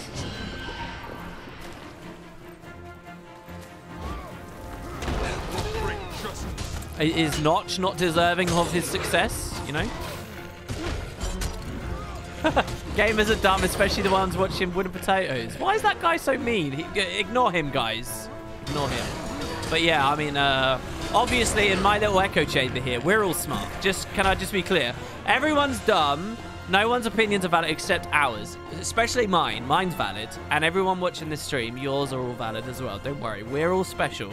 We're all really smart. So don't worry. We're safe, okay? It's cool here. It's cool.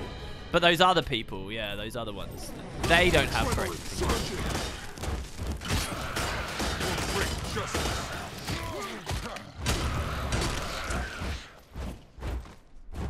Except Dusty, yeah. Except Dusty. Wow, I stink bad? You know, telling me I stink is probably one of the insults I can most be okay with on the internet because, you know, smell-o-vision isn't a thing yet. Read a Jules comment. Alright, I might need to scroll up. Where is the Jules? The Jules. There is a lot of intelligence that goes into game design. Indie games is not an argument against devs know best. It's an argument for it. What are indie devs but devs making a game for themselves? Well, sometimes they're just in it for the money. Introducing, I mean, I've got in with a sponsorship here. I'm going to use the vast Wooden Potatoes fan base empire to get my GoFundMe set up. I'm doing a Guild Wars mobile battle royale. Who wants in? Trust me, it's not going to be pay to win. It's going to be pay to boost, all right? And that's totally different.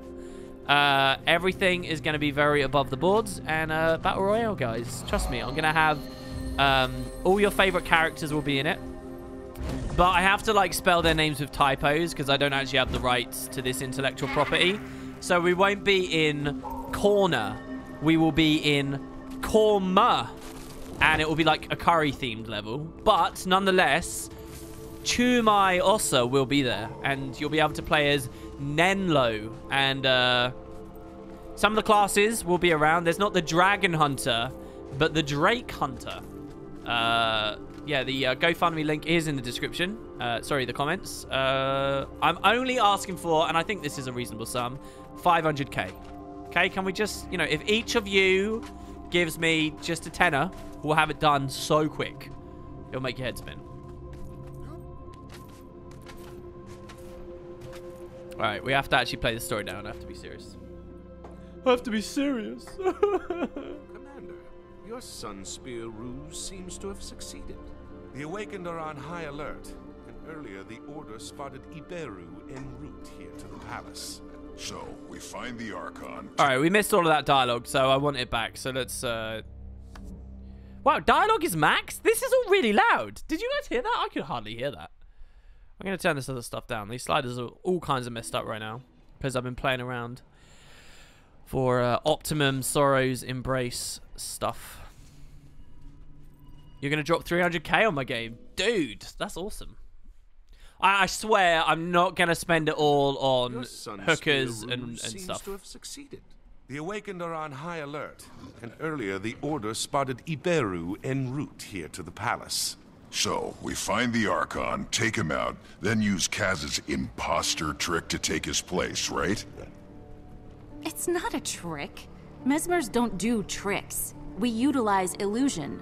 Yeah. You guys are worse than elementalists. Oh, snap. Combo Winter. I love this. The lead designer of Magic the Gathering has a maxim. Players are great at identifying problems and terrible with coming up with solutions. That I generally find holds true.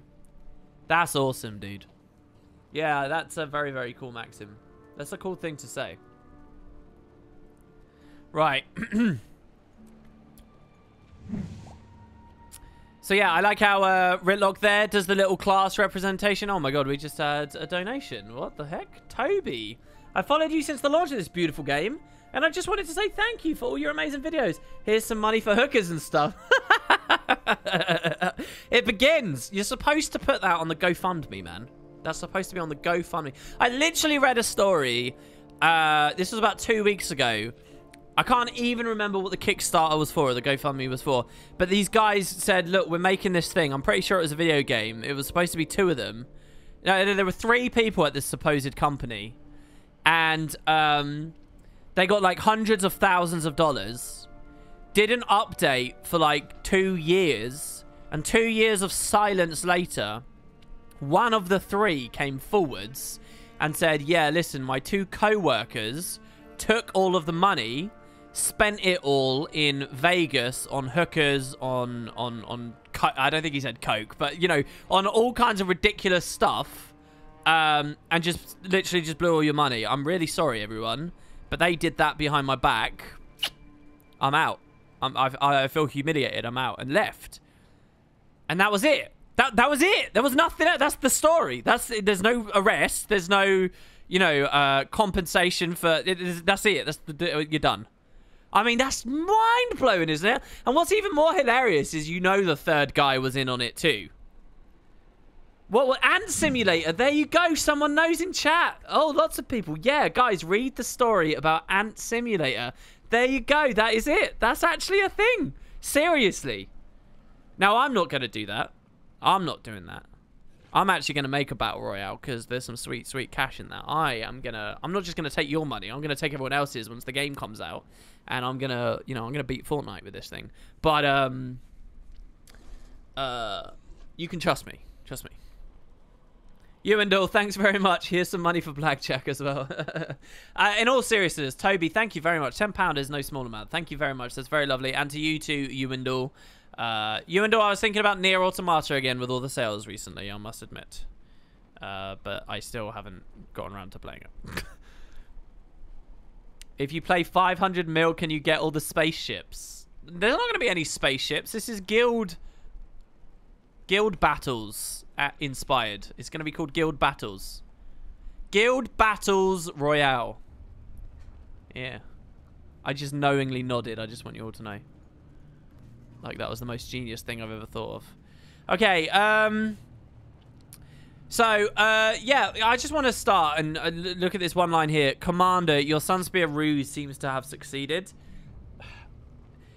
That's all skipped stuff, basically. It's like, do generic tasks and move this quantity through the game. And now we're just going to say, oh, yeah, look, well done. You did it. So this is the big skip, which is now sort of over. But it feels like we have another big skip after this as well. So the point is that the Awakened now believe that there's a big Sunspear uprising going on. So the Awakened are on high alert. And Iberu is coming back to this palace to deal with what they perceive to be a big Sunspear threat. Okay? Which is not anything, it's just us. So let's kill some random ass mummies. So are the mummies meant to be sentient as much as the other Awakened, or what? Because they seem a bit mindless.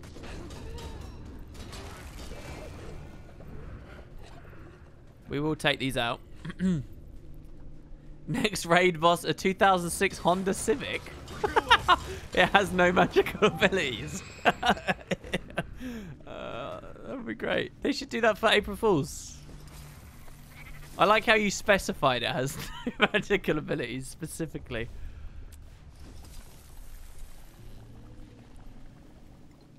You actually felt nervous while in the disguise despite the fact you can never fail in Guild Wars 2? Yeah, I must admit, I did not feel nervous here. I don't think Guild Wars can ever make me feel nervous anymore, just because you know that philosophy is... You're the Outlander from the casino. You're lucky I don't have time to deal with you right now. If you're looking for the massive Sunspear army who harassed your camps and marked your territory, I'm it.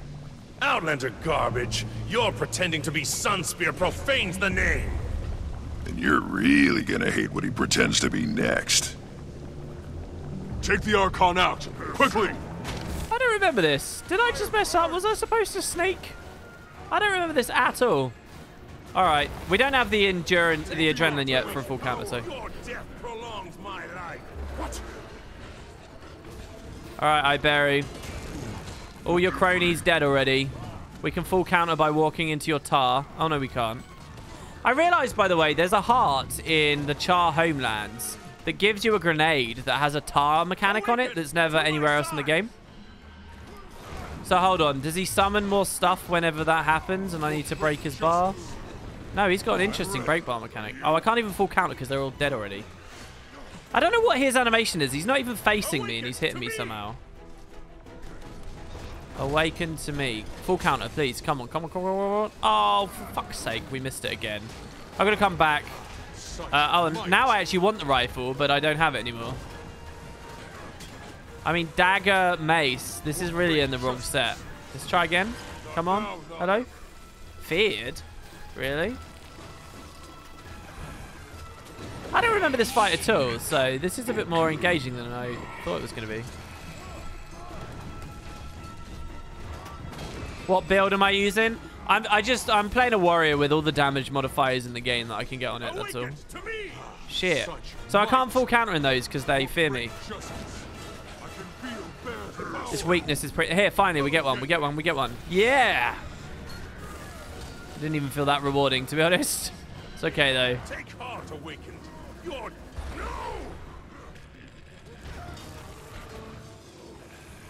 Nope. Missed again. Okay, we should be able to get some damage on him now. We've got all of our modifiers up here. Oh... I'm going to try now. That should work, right? Yeah, good.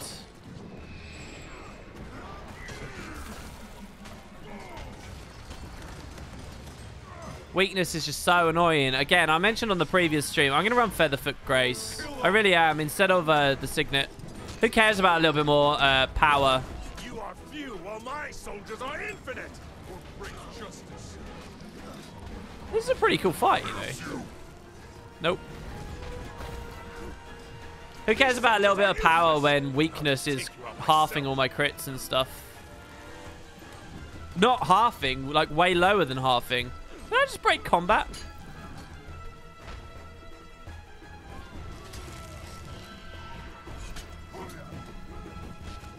Thing is, I got very CC heavy offset right now, and CC means nothing against this guy, so...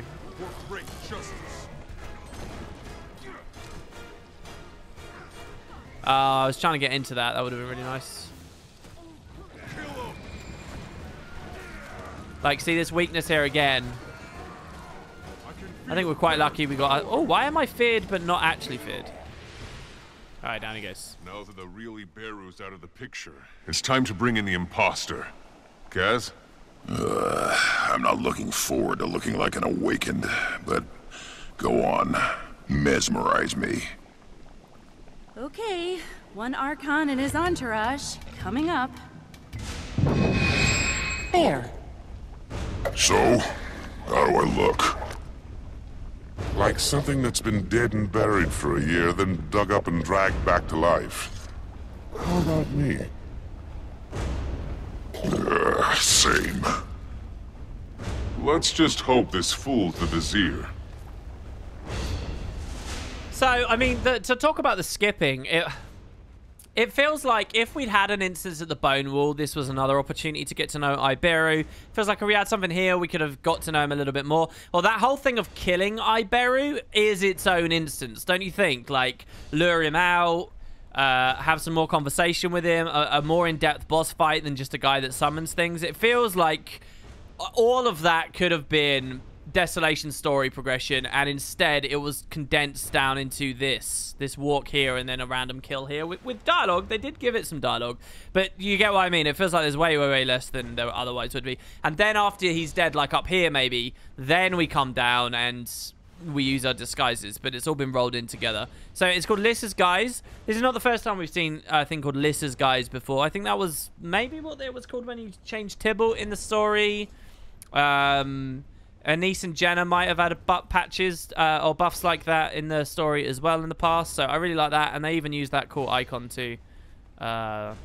Which I think is one of the human abilities, isn't it? But hey. So now these guys won't attack us because we're on their team. And this was tech that we saw they first started using in, I guess, Heart of Thorns. When you were Sylvari, they played with this a little bit, but this is the first time the main core golden path of an expansion story has used it, I think. Obviously, Living World Season 3 played with it a lot, starting with even Out of the Shadows, and Raids have played with it at this point. Loads of things have. But this might be a novelty for a lot of players, I think. Well, I can see why they call this the Bone Palace. Are those centaur bones? I guess Joko hates to see any dead body go to waste. If you're a human, you're awakened. If you're a centaur, you're architecture. I wish they'd had Kaz say a little bit more about the centaurs there. Obviously, she instigates the discussion, but it would be kind of cool if she said more, just because she's human, and like, this would have been one of those moments where it's like, oh fuck yeah, all that other lore. Remember the centaur struggles with the humans up at Divinity's Reach? You know, it would feel so alien and distant, and to be reminded of that, I think that you guys know me, I love those moments. But yeah, so these are centaurs, like, and the asset is beautiful, right? It's really, I mean, it's disgusting and it's gross and it's crazy, but it is kind of amazing. So you can see these deceased centaurs. And I think the thing about it being made of centaur bones, I don't know, the composition of the bones and stuff might have been talked about in GW1 as well. You did find Awakened back then that looked like centaurs, if I remember rightly. In general, the varieties of Awakened that were back in Guild Wars 1 were very different to the Guild Wars 2 versions. And that's not to say that Guild Wars 2 is worse in any way. I love the abominations and stuff.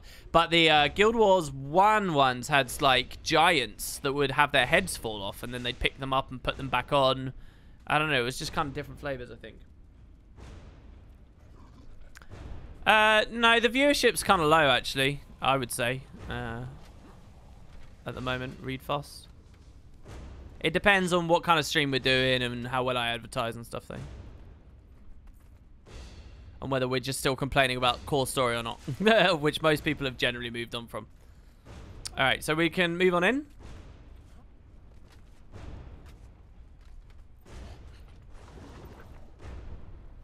Get a nice demo.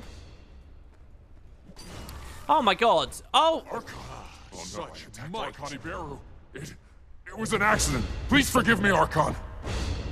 So does your arrival mean the Sunspear uprising has been crushed? Like it never existed. I'm here to deliver plans for King Joko's next great victory to Grand Vizier Urumishi. Of course, Archon. The Grand Vizier is inside, conferring with War Marshal Ikolo. Please don't tell Urumishi I attacked an Archon. Please. So, this is really cool. I love how just, like... I mean, hearing an awakened Beg is awesome. Because he just feels so, like, alive, even though he's not, you know? And he feels so, like, real as, like, a character. Here, I must admit, this is where the game starts getting... Because I'm still only vaguely recognizing who we are as Iberu. And we get 3 more names now. So, Grand Vizier Utamishi is up ahead. When did we hear about the Grand Vizier? I can't remember when we heard. Was that when we entered the Desolation? I think it was, right? The Order of Shadows told him about him. And the Vizier is conferring with Worm Marshal Ikolo. So 2 new names. And look at the palace. I mean, it's great, right? Come on, Living Worlds. We'd best come back here at some point. It is such a cool place. It's way cooler in the sequel than it was in the original game. And it was cool in the original game. But here, it's so badass. You got all the areas you can actually climb up to. We'll return when ready to return. Good. We'll be good when King Joko is back. So this guy's brain seems to deteriorate a bit. We'll be good when he's back. But yeah, we hear them openly wondering about where Joko is. And that's another really cool side of all of this, I think. Here, there's an animated artifact. So, Twisted Earth gains boons when attacked. So, why is this glowing in the way that it is? We obviously see lots of stuff like this in the game.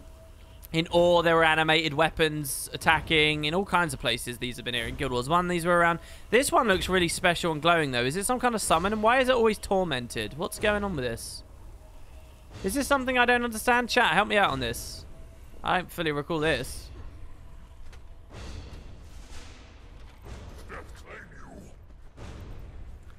Death claim you, he shouted at us. I'm not sure. I don't think there's any dialogue from going like all the way back there behind the palace, so we don't have to worry. Let's just go deep inside.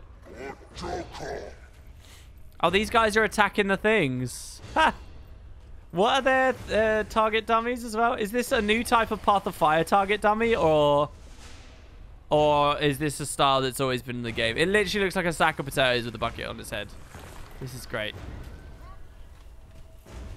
I really like Guild Wars 1's design of the Awakened. They look more like Iron Maiden, the torch device, and kind of more ancient and unique. I think that the Guild Wars 2 version of the Awakened are really busy, so it's kind of hard to have such a distinct impression from them, maybe? I still like them, though. Rather be on front line. Nothing to kill here. Yes. Palace too well guarded. Alright, not sure I really have anything to say about that, except that it's nice that there's dialogue. He has a tar melee combo. Yeah, it's weird because they keep talking and throwing me off. Well, I had another donation. I'm just going to quickly read this, guys, because I don't want to interrupt the dialogue when we go up. Radfar says, I've been watching the LP series seriously, like a good Netflix series. So here's 3 months of Netflix subscription, and thanks for the content. Thanks, man. That really means a lot. Thank you. And 3 months? Have we been doing the series already for 3 months?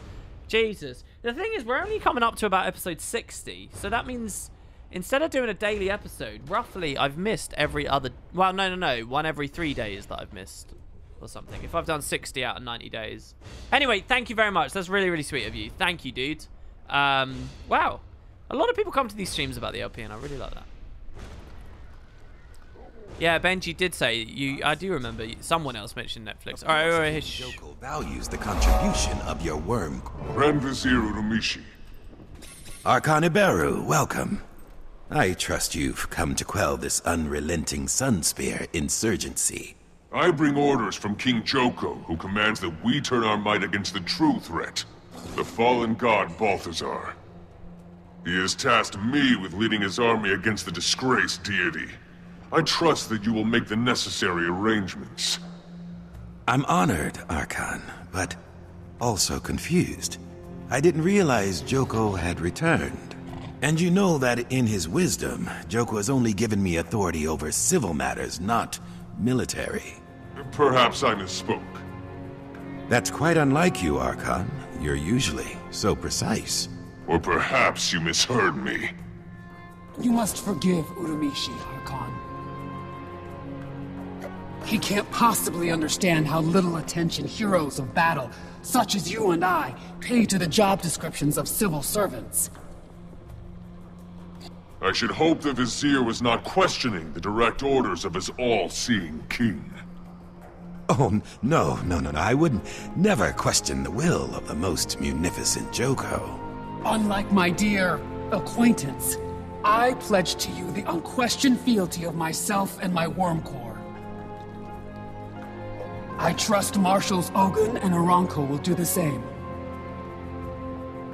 And how might I contact the other marshals? You'll find Troop Marshal Ogun at his camp southeast of Beijing. He's currently training new recruits there. And Beast Marshal Aranko is drilling the kingdom's cavalry from atop a plateau near the necropolis. King Joko will be told of your assistance, Worm Marshal. And Vizier, I promise your name will come up as well. Alright, and that's the Bone Palace. I mean, as far as the scene goes, I kind of like that it's diplomacy-oriented. Like, that makes more sense for the Bone Palace to me. In other fantasy games and things, you might think, oh, yeah, we're going to have some big siege on it and all of that. But I like that it's diplomacy-oriented, and I like that it shows just how structured and difficult Joko's kingdom is. It's not...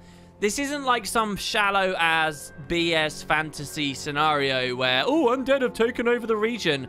Undead have taken over the region logistically. What the fuck does that entail?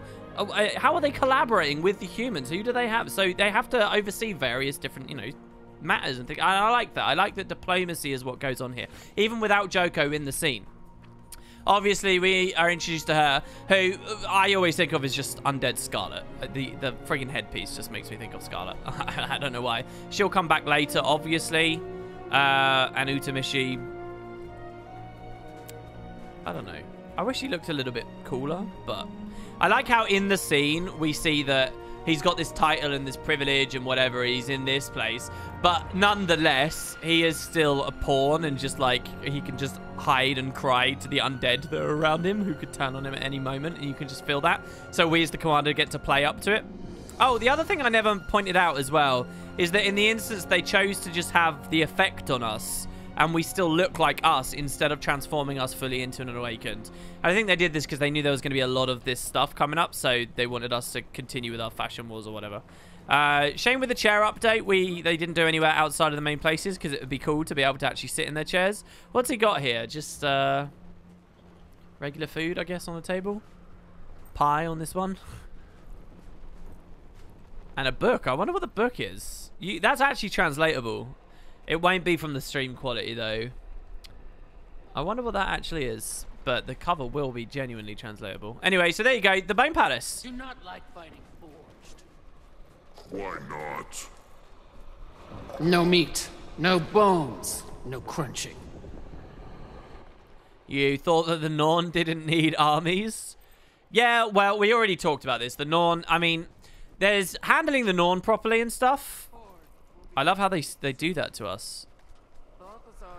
They salute. Be broken. All of King Joko's enemies must be destroyed. Nice to win. They're all a little bit dumb. They're all a little bit rotted in their brains here. It's just kind of amazing. Oh, what was I saying? Yeah, there's doing the Norn right, but also you have to understand that just because you're playing a Norn, it doesn't mean you should get realistically. Thank you for not mentioning my earlier assault to the Grand Vizier. And please don't tell Joko. I beg you, Archon, please. He scares me. You're a disgrace to the uniform. It doesn't mean you should realistically get a whole different story, so... I'm sure you were just joking around in chat, but there you go. Yeah. Something about finding a scared... There's nothing more humanizing than having a character be scared. Good job, Casimir. Well played, Commander. You have a real talent for navigating the world of bureaucratic kiss-assery. Now all we have to do is dupe the other two marshals into joining the cause. I nearly slipped up with the Vizier. We should split up. See what we can learn about the other two beforehand to avoid mistakes. Can we at least lose these disguises for now?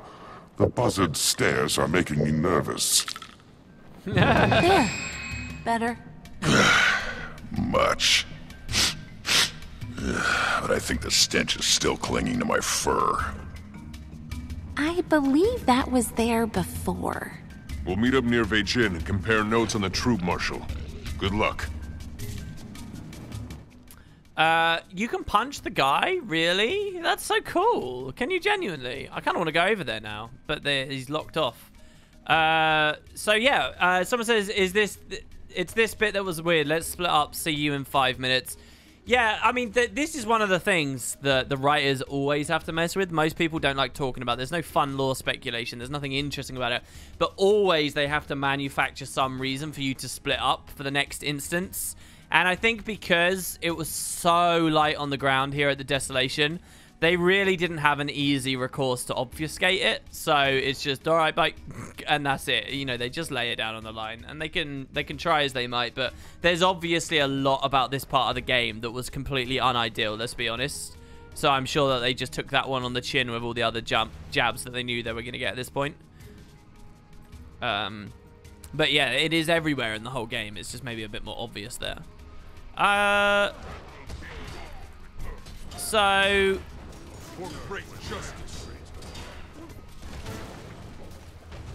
Jesus, what's actually hitting me? Oh, it's these hive cannons. Wow. So what do we want to do now?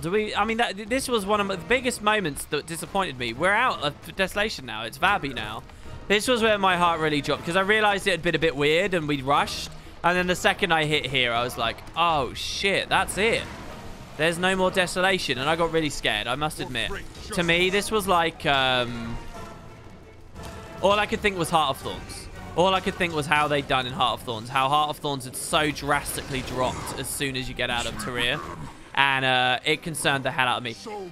Oh my god, do you know what I've just realized? We've been playing this entire bit in our Sunspear armor, and I forgot we were going to do a whole section of Fashion Wars here. Alright, we'll turn it off. We'll go back to our regular Sunspear stuff. There you go. I mean, we did do the Fashion Wars for this map. It just didn't look very good. Or what were we gonna do here? It's Funerary in the next map. So when was I gonna wear Bounty Hunter armor? Was that in map 1? No, War Beast was map 1. Bounty Hunter was map 2, wasn't it? Or map 3. Yeah, that's fine.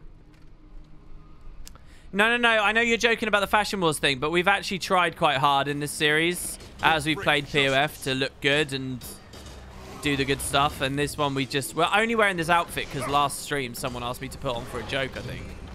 And we made it all black. Yeah, that's my bad. I'm hurting here. Bright red goes well with purple. I think it does. How did that not... How? How is that not a full counter? What? Even the OP of Warrior. Actually, mind you, we can double break the break bar, then Vengeance, and maybe get the rally. You ready? Nobody keeps more great adrenaline. So much power. We have to full counter this to break his bar now. He didn't attack. Fuck. Have to get the heal. The thing is, we're running out of time. If this... No, we're not going to get in time now. If that full counter went through, his break bar would have gone down. I could have gone ham and stayed on low health, and we would have won it. I can't believe I just died to one random A-bomb. He really chunked us, though.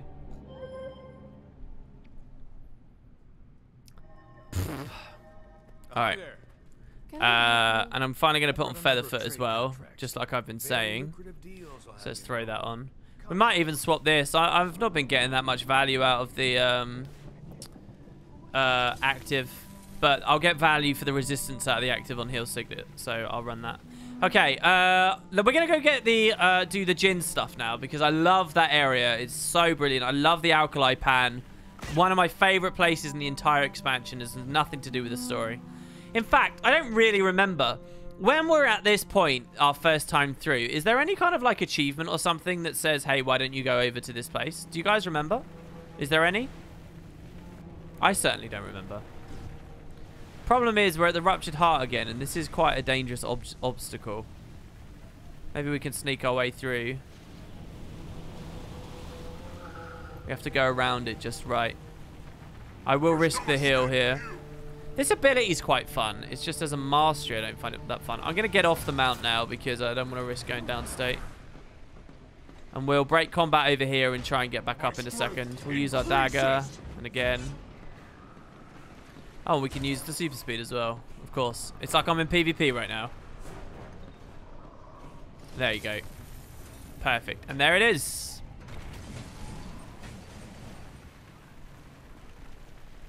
Yeah, I know it doesn't provide anything necessary, but I'm sure I remember one slight little prompt that suggested, hey, do you want to go? So interestingly, this cliff, the place actually gets really close to. It's such a big floating temple as well. Obviously, the first time we get here, we wouldn't have a jackal.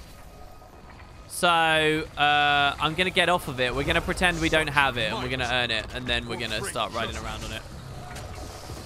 This playthrough really kind of deteriorated, to be honest.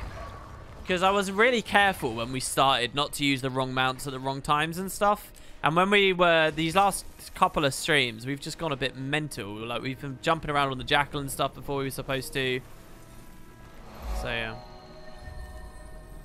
Right, so we're going to take the skimmer and we have to fly up.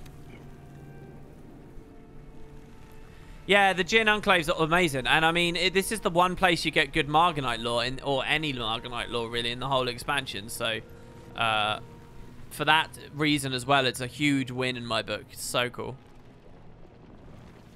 I've never quite understood this. How do I get this ore without dying? Oh, it's because this isn't apparently sulfur. That's such an odd method of designing things in the game. That why isn't that sulfur but everything else is? It's really odd. Oh, there's a dead person there who's naked as well. So I'm guessing they've been dead and like AFK for so long that lots of people have revived them and broken their gear. So that's good.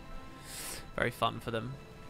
Right, we got to get up onto this plateau. And now, if I remember, there's like an actual way you're meant to be able to... Is it just that? I guess it's just that. All right. A little bit of camera roll there. Hope you guys don't feel too sick. Let's grab our Ori. Better than mood loot. Am I wrong if you thought it was cheesy that we die and come back as a plot element? I think you're wrong, because I think that it's a very cool, like, nod back to a Guild Wars 1 thing, and I think that it was really well executed, and the only way that that would come across as cheesy is if it was cheesily executed, which I just sort of didn't feel. So can we actually walk up, or do we get slowed down by the sand gradually? No, we don't. We can walk up. I liked it a lot.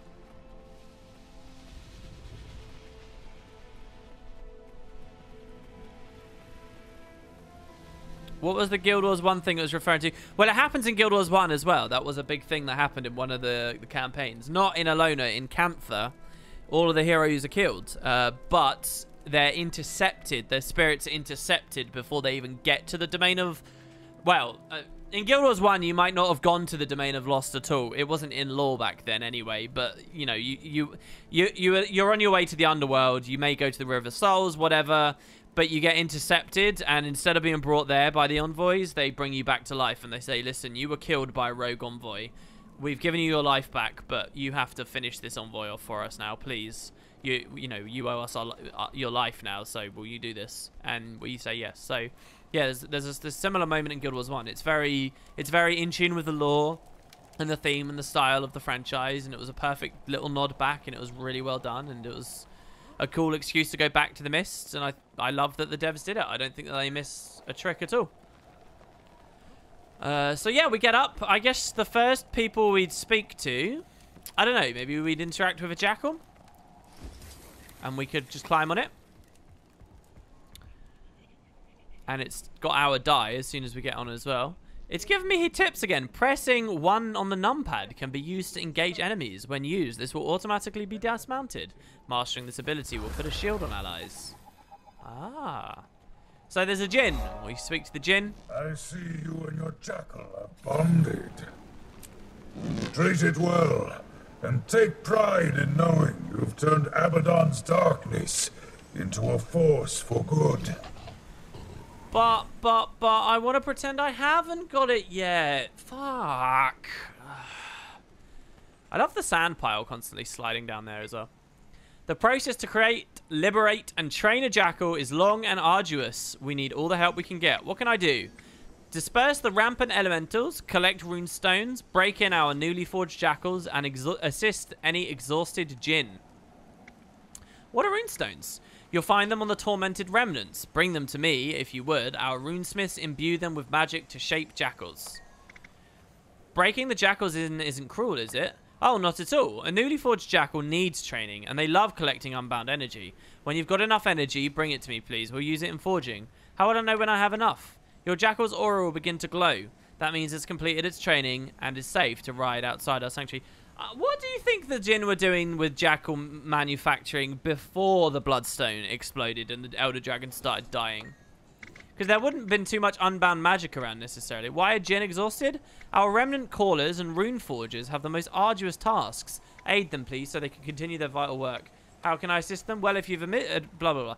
I don't really think the dialogue that this guy gives is that interesting or well done. But one of these other guys does talk, or is it random ambient dialogue that talks about the Marganites? I'm pretty sure that there's someone else we can speak to, though, who gives us that extra info. Let's just see what we can find, shall we, by wandering around. It resonates with the fury of the Marganites. Yes. I fear it will never be swayed.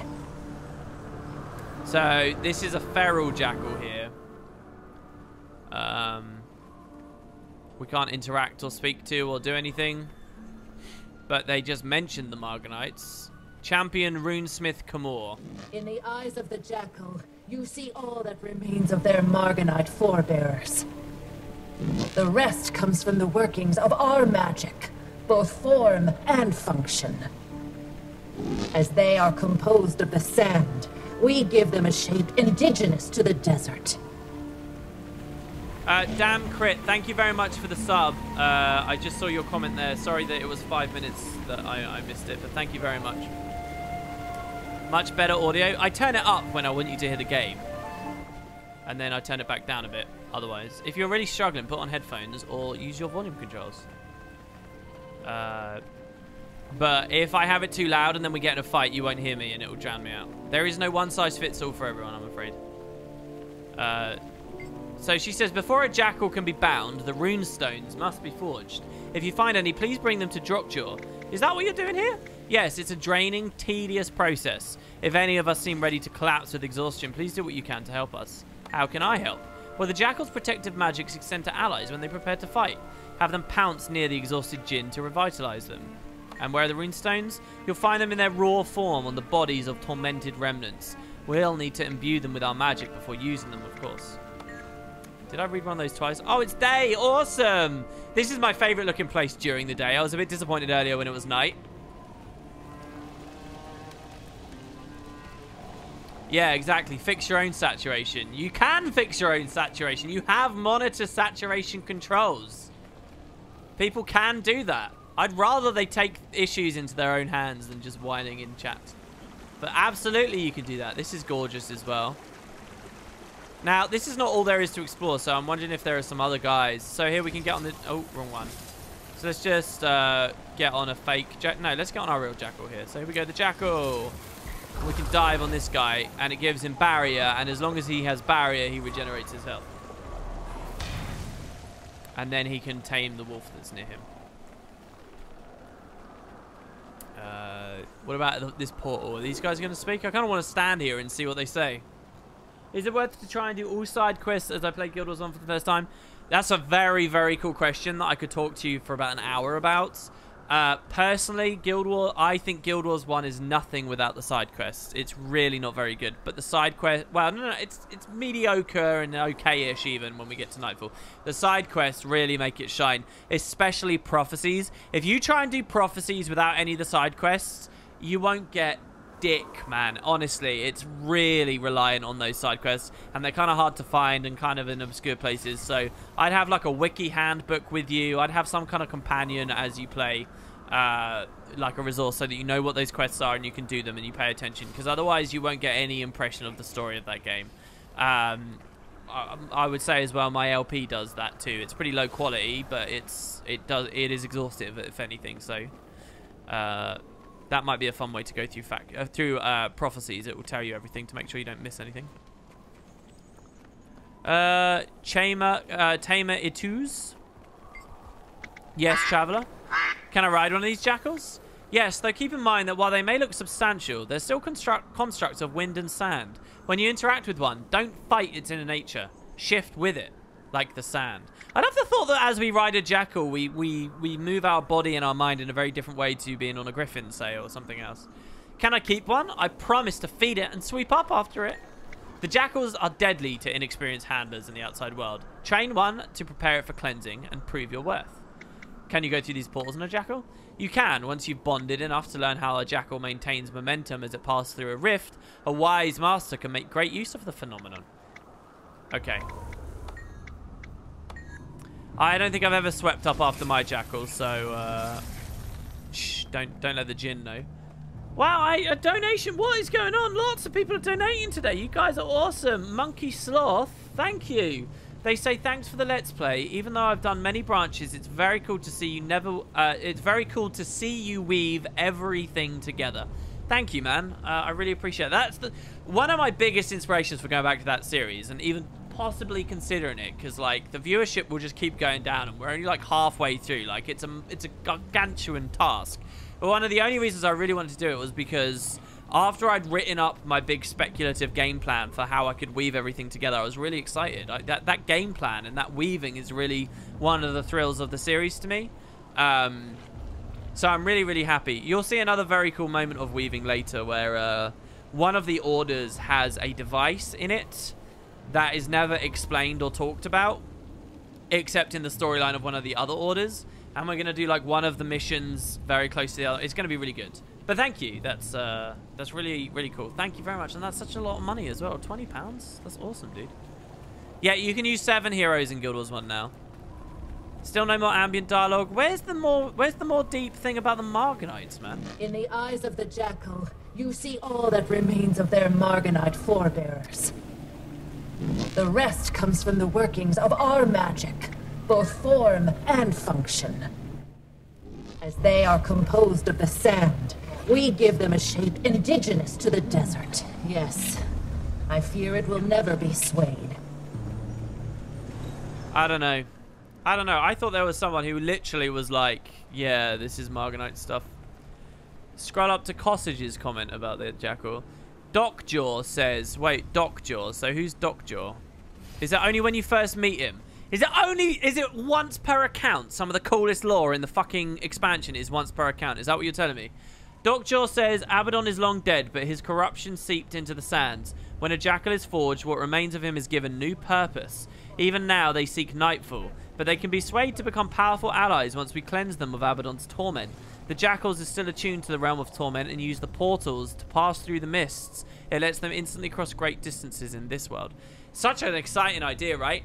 And what you guys have to understand is a Marganite is not another race. It's a human. Like, this is a man I'm on. This is a really ugly dice scheme, I will say that. What the fuck is going on here? This is a human. These are people.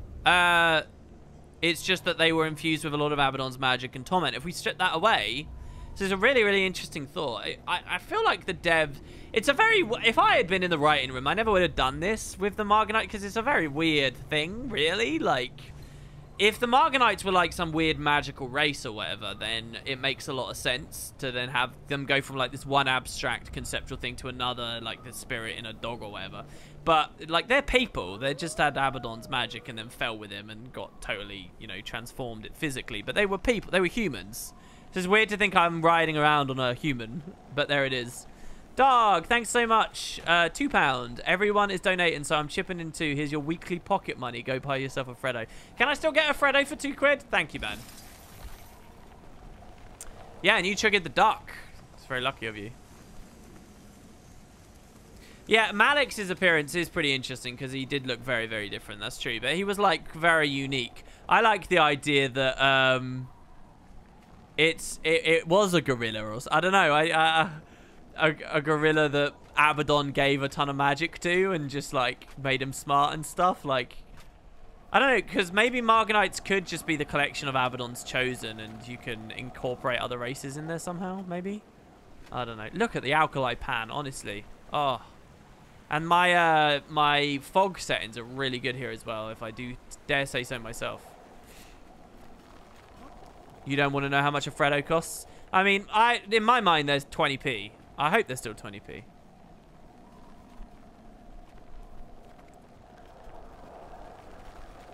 You think it's just the corruption itself that was imbued into the man that was the Margonite, and the corruption is now the dog? It's like we're, wow, what were we talking about? Wasn't that like a big Digimon thing, really? In one of the seasons? Anyone we can speak to up here? It doesn't seem like it. We are going to finish the heart, for what it's worth. I want to see if Doc-Jaw's dialogue is once the heart is done, or whether it's a once per account thing, which will only add to my ever-growing upset with the packaging of some of this content.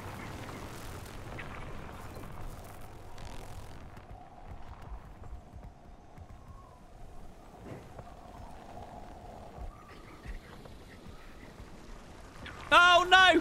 It's okay. It's not too bad. That was not an overreaction. We're fine. Is the WP drinking whiskey meme still funny?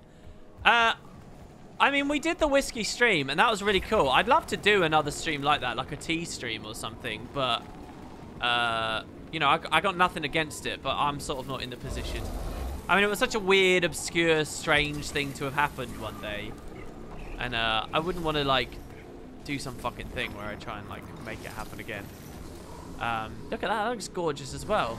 I mean, what's so great about this place is it looks great to be here, to walk around here. I love the contrast on the floor, how sharp the tiles and things are, and to look away from it as well. You can see the Bone Palace over there. I mean, when Guild Wars 2 looks good, Guild Wars 2 looks phenomenal, doesn't it? I don't know how people can say that this game looks old when stuff like this exists, but it's because so many other, because like ore still exists, so people judge ore instead of, you know, expansion areas. But I mean, it truly is incredible. Is this not the most beautiful place that they've ever made? Is it not? I mean, it really, really might be. And the fact that they keep the frames pretty good up here as well. Used to hit myself when he said Zodja as Zoja. Or Zodja. I've never said Zodja. I do have one person currently watching the LP who won't stop pointing it out every time I say her name, because it just annoys him that much. Oh, at least say her name right. At one point, I said it wrong in my mind and then went to what I thought was the correct pronunciation, which meant that I said her name right and then corrected myself to say it wrong, and they pointed that out as well. Oh, that might have been someone else, actually. Fortune's Veil is the most beautiful. Fight me. Do you mean the actual Fortune's Veil that got added, or do you mean the unreleased dev map, which also looked really gorgeous, but we only ever saw in Interior 3D? I mean, Fortune's Veil is pretty nice as well, I admit.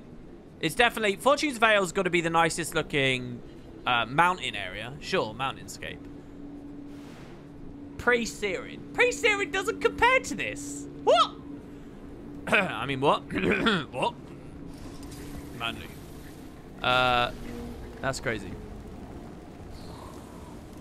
Gyoko is Doc-Jaw.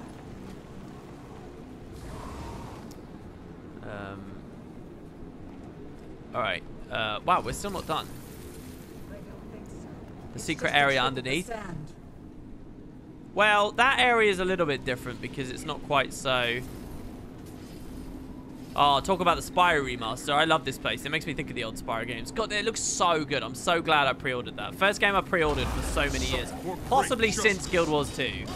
Maybe there's probably something else I did. What a freaking game that looks to be. It makes me sad, though, that basically no devs make games in that style of that size. And I can only assume it's because it's such a gargantuan, crazy effort to take what was once upon a time PlayStation 1 assets, which was all really simple and easy to do art-wise and stuff, and ended up these enormous games. And now to remake with current graphical capabilities and stuff must be such a huge effort that nobody does it, and yet we get it in these couple of remasters. The Crash ones were really good, but Insomniac were leagues ahead of Naughty Dog back in the day. Insomniac was such gods. And the Spyro games were massive. So get the 3-for-1 again? Oh, it's so good. I hope that they patch Crash Bandicoot remasters to add the Spyro demos in. That would be so good when the Spyro remasters come out. Come on. Come on, guys. Keep it alive. Do it. You just recently started playing Guild Wars 2 again. Started in 2014. Stopped for 4 years. It's been a blast since you came back. Thanks for the video. Thanks very much. You didn't stop for 4 years. The game's not been out for that long. But, wow, it's getting close, actually. Actually, I take it back. It is getting close. Only a few more months, right? And Guild Wars is on its 6th year, giving you space. I'm glad you're having a blast. I mean, you don't have to thank me. I'm glad that the devs have figured out so well how to do things right in so many other places. Oh, Croc. Yeah, but Croc was too small, I'm afraid. I don't think Croc will ever get a remaster. I would love a Croc remaster in the same way. Legend of the Grobos. Because I have a thing, right, for video games. I've got like a, Oh, by the way. Oh, yeah, there we go. We got it. And we can deliver all of that Unbound Magic now too, can't we? I have a thing for in games. I don't know whether anyone else has it. But I love when... I don't really care often what the actual art style is or how creatively it's implemented. But I love going to like Hawaiian tropical paradises and stuff and beaches in games. I don't know what it is. I just love it. Anytime that's ever been possible anywhere, I love those areas. And Croc is like the ultimate of them. If you play Croc Legend of the Grobos, like the original hub world, oh, it's so good. So have a remake of that, just so that I could go explore that tropical paradise again. I'd be in my element. I'd probably enjoy Sea of Thieves quite a lot as well, to be honest. You can still hear in your head him saying, "Kapow!" Yeah. I'd like to extend my deepest gratitude and greatest respect for the help you have provided. Being as old as I am, people seem as brief and brilliant as shooting stars. Appreciated for a moment and then lost to memory. Like the mastery system. Ayo. But now you stand out in the haze. Your kindness and spirit remind me how inspiring people can be. I don't think I will forget you. How hilarious that this is a heart people will do once per account and stop, probably. The irony. Palpable. By bonding with your jackal, you have the very wind and sand as your ally. This is an enormous gift, so be wise and careful. Good luck, and come back to see us if you'd like more training. Drocure, the Spirit Squall.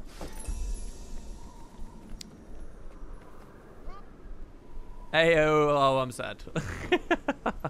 Unbound, jackals are vicious forces of nature. They would strip the flesh from your bones if given the chance. But once bound, the jackal can be broken and its essence saved. Okay. Let's come over here. It was bothering me, so I went and checked. The Cosmolani mission is called Hearts on Minds. Yeah, there you go. Okay, he says, welcome back. What can I do for you? So it is once per account dialogue then, yeah? It is once per account. That's great. 10 out of 10. That's really, really fucking impressive. Well done. Well done. Well done. Hope you guys remember that, because I certainly didn't. Alright, so we get our jackal. Way! And our tour of the Desolation comes to a very hasty and brief conclusion. Now, I know you all want me to jackal glide off this, because that's obviously what you do when you get to these high areas. However, I don't have the jackal yet. Shh, I don't, I swear. So we are just gonna sail, oh my lordy lord, back out into the Alkali Pan, past the Janundu. Is someone fighting that? Oh, there's wasps and things. And we are gonna go to Vabi now and leave. And I really think, by the way, the Alkali Pan itself, even before you look up at the place, this is so faithfully recreated from Guild Wars 1 and feels so good and vast and beautiful. It's everything I wanted environmentally. Like, you can't fault it. You cannot fault it. Look at how fucking cool it is. This is like as grand and epic as that boat ride in the Fellowship of the Ring as they sail along between the two. I can't remember what the statues are called anymore.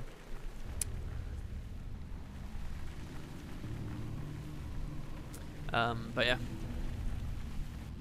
The tower, the people at the top kicked your ass? Yeah, I think I remember struggling up there as well. Is it just a POI up it, though? Yeah, so you can just skip along.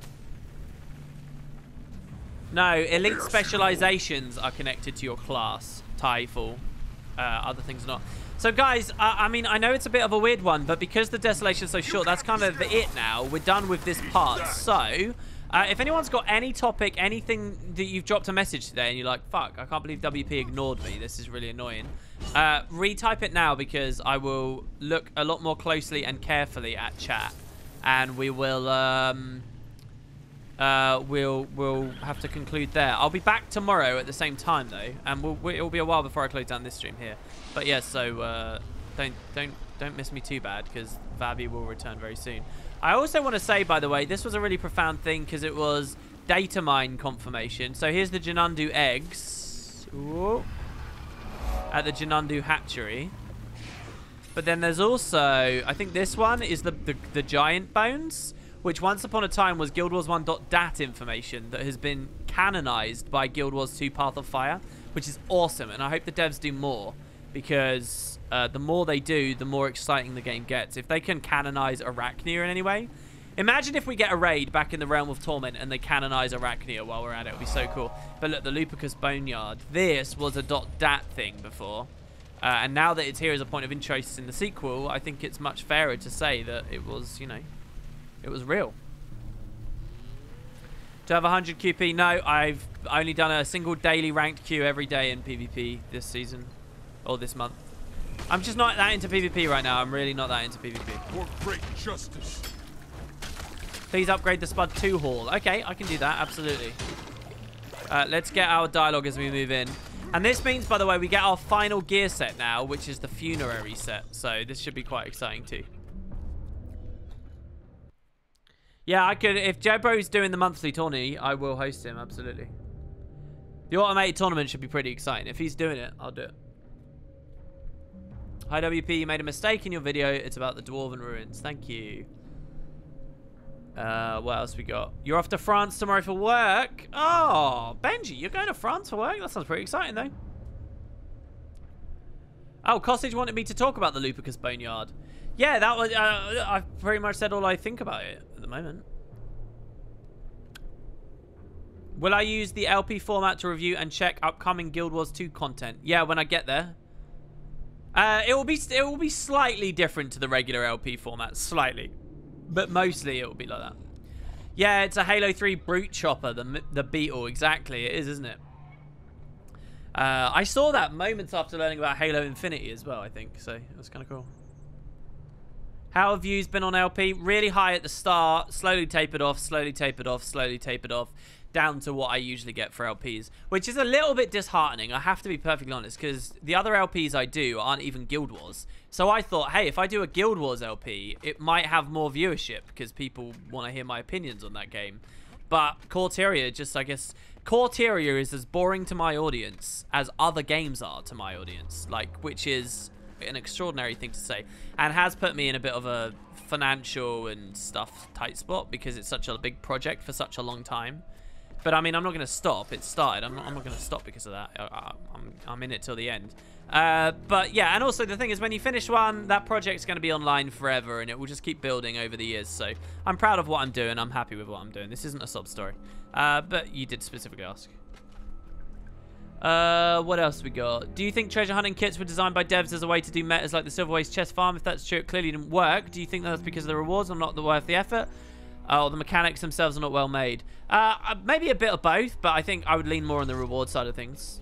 Could be pretty cool if they balanced that properly. Like every day of the week, a different POF map was the better one for treasure hunting. So you constantly felt that flavor. So like Monday, everyone's in the Highlands. Tuesday, Wednesday, Thursday, Friday. And then weekends, it's all of them or something? I don't know. Was the list mirror ever talked about in game? Again or in game? I don't know. What do you mean list mirror? The mirror of list is a lake in Vabi, which absolutely is in game and does have stuff going on there. Am I a Lord of the Ring nerd? A little bit, not a major one, but I do rate the Jackson's trilogy as one of the greatest movie trilogies I've ever seen. I really rate it very. You guys might think that that's indicative of pretty poor taste, but I really, really like Jackson's trilogy. I really didn't like his Hobbit trilogy, and I've read The Hobbit and the Lord of the Rings novels. Nothing else though, and I've played very few of the games or extended media stuff. Of the novels, my favorite moment is actually, I think it's in The Two Towers. It might be The Return of the King. But my favorite thing about the novels is all the stuff to do with Denethor. I think Denethor is such a well-written, crazy, chaotic, interesting character.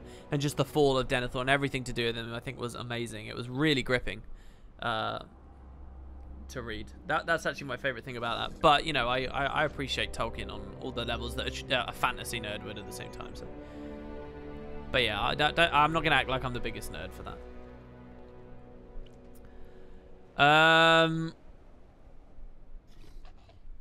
Oh, you mean Lys's mirror in terms of how he hid himself? Yes, it was alluded to, but it's not been explained, and we're expecting Living World to explain it. Hey, you might even find on Tuesday it gets explained.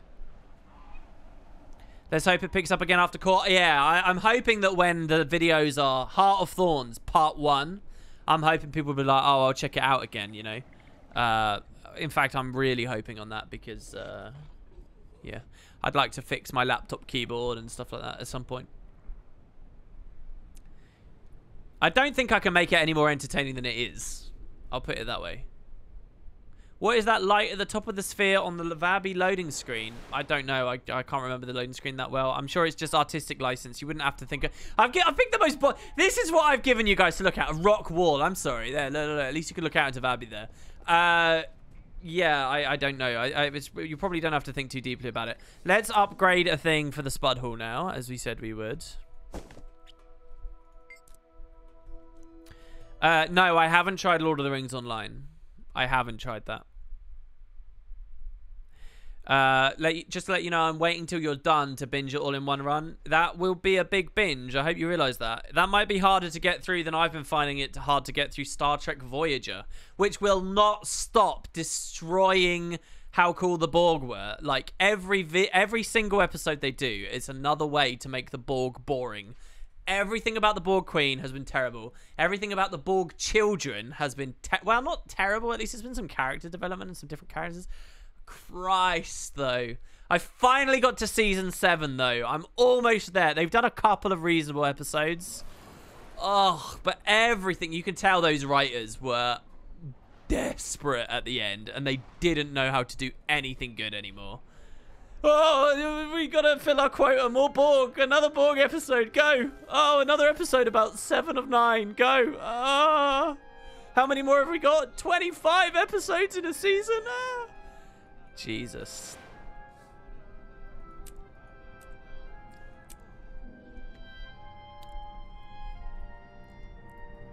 When you visited the Desolation, blind faith point of interest in Northern Desolation, did you tell the truth about Cormyr's departure to the followers of Cormyr? Did you utilize them? I don't remember which I did.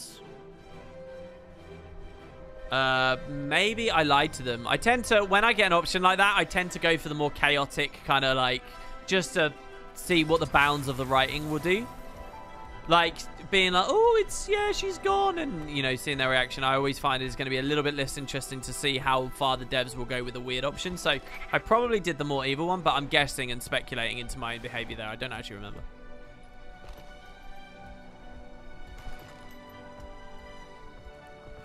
Okay. What upgrades are available for the tavern right now? Have you got anything? Oh, he does have some. Awesome. So, we can get a road marker. So, we will learn to craft schematics to manufacture banners that offer allies swiftness for 20 seconds. Not that exciting, but we've got it ready. Good job, NA. A sheet of rough paper, 50 mithril ingots, 200 thick leather squares, 20 mystic crystals, 10 ecto, 50 wood, and 50 seaweed. Seaweed, obviously, famously used in swiftness-oriented food. So, there you got that. Why can't I do this one now? We were struggling with this before. I can't remember what the problem was. Is it because I need... Oh, we're out of Ethereum. It's not appearing in red, but it's because we don't have enough Ethereum. That's a shame. This one doesn't cost much. Why is that only 256 Ethereum Arena Net, despite being in tier 2? Did they just forget to value that properly? Why? Alright, let's see if there's a really cheap upgrade I can get somewhere. We'll try the arena, maybe.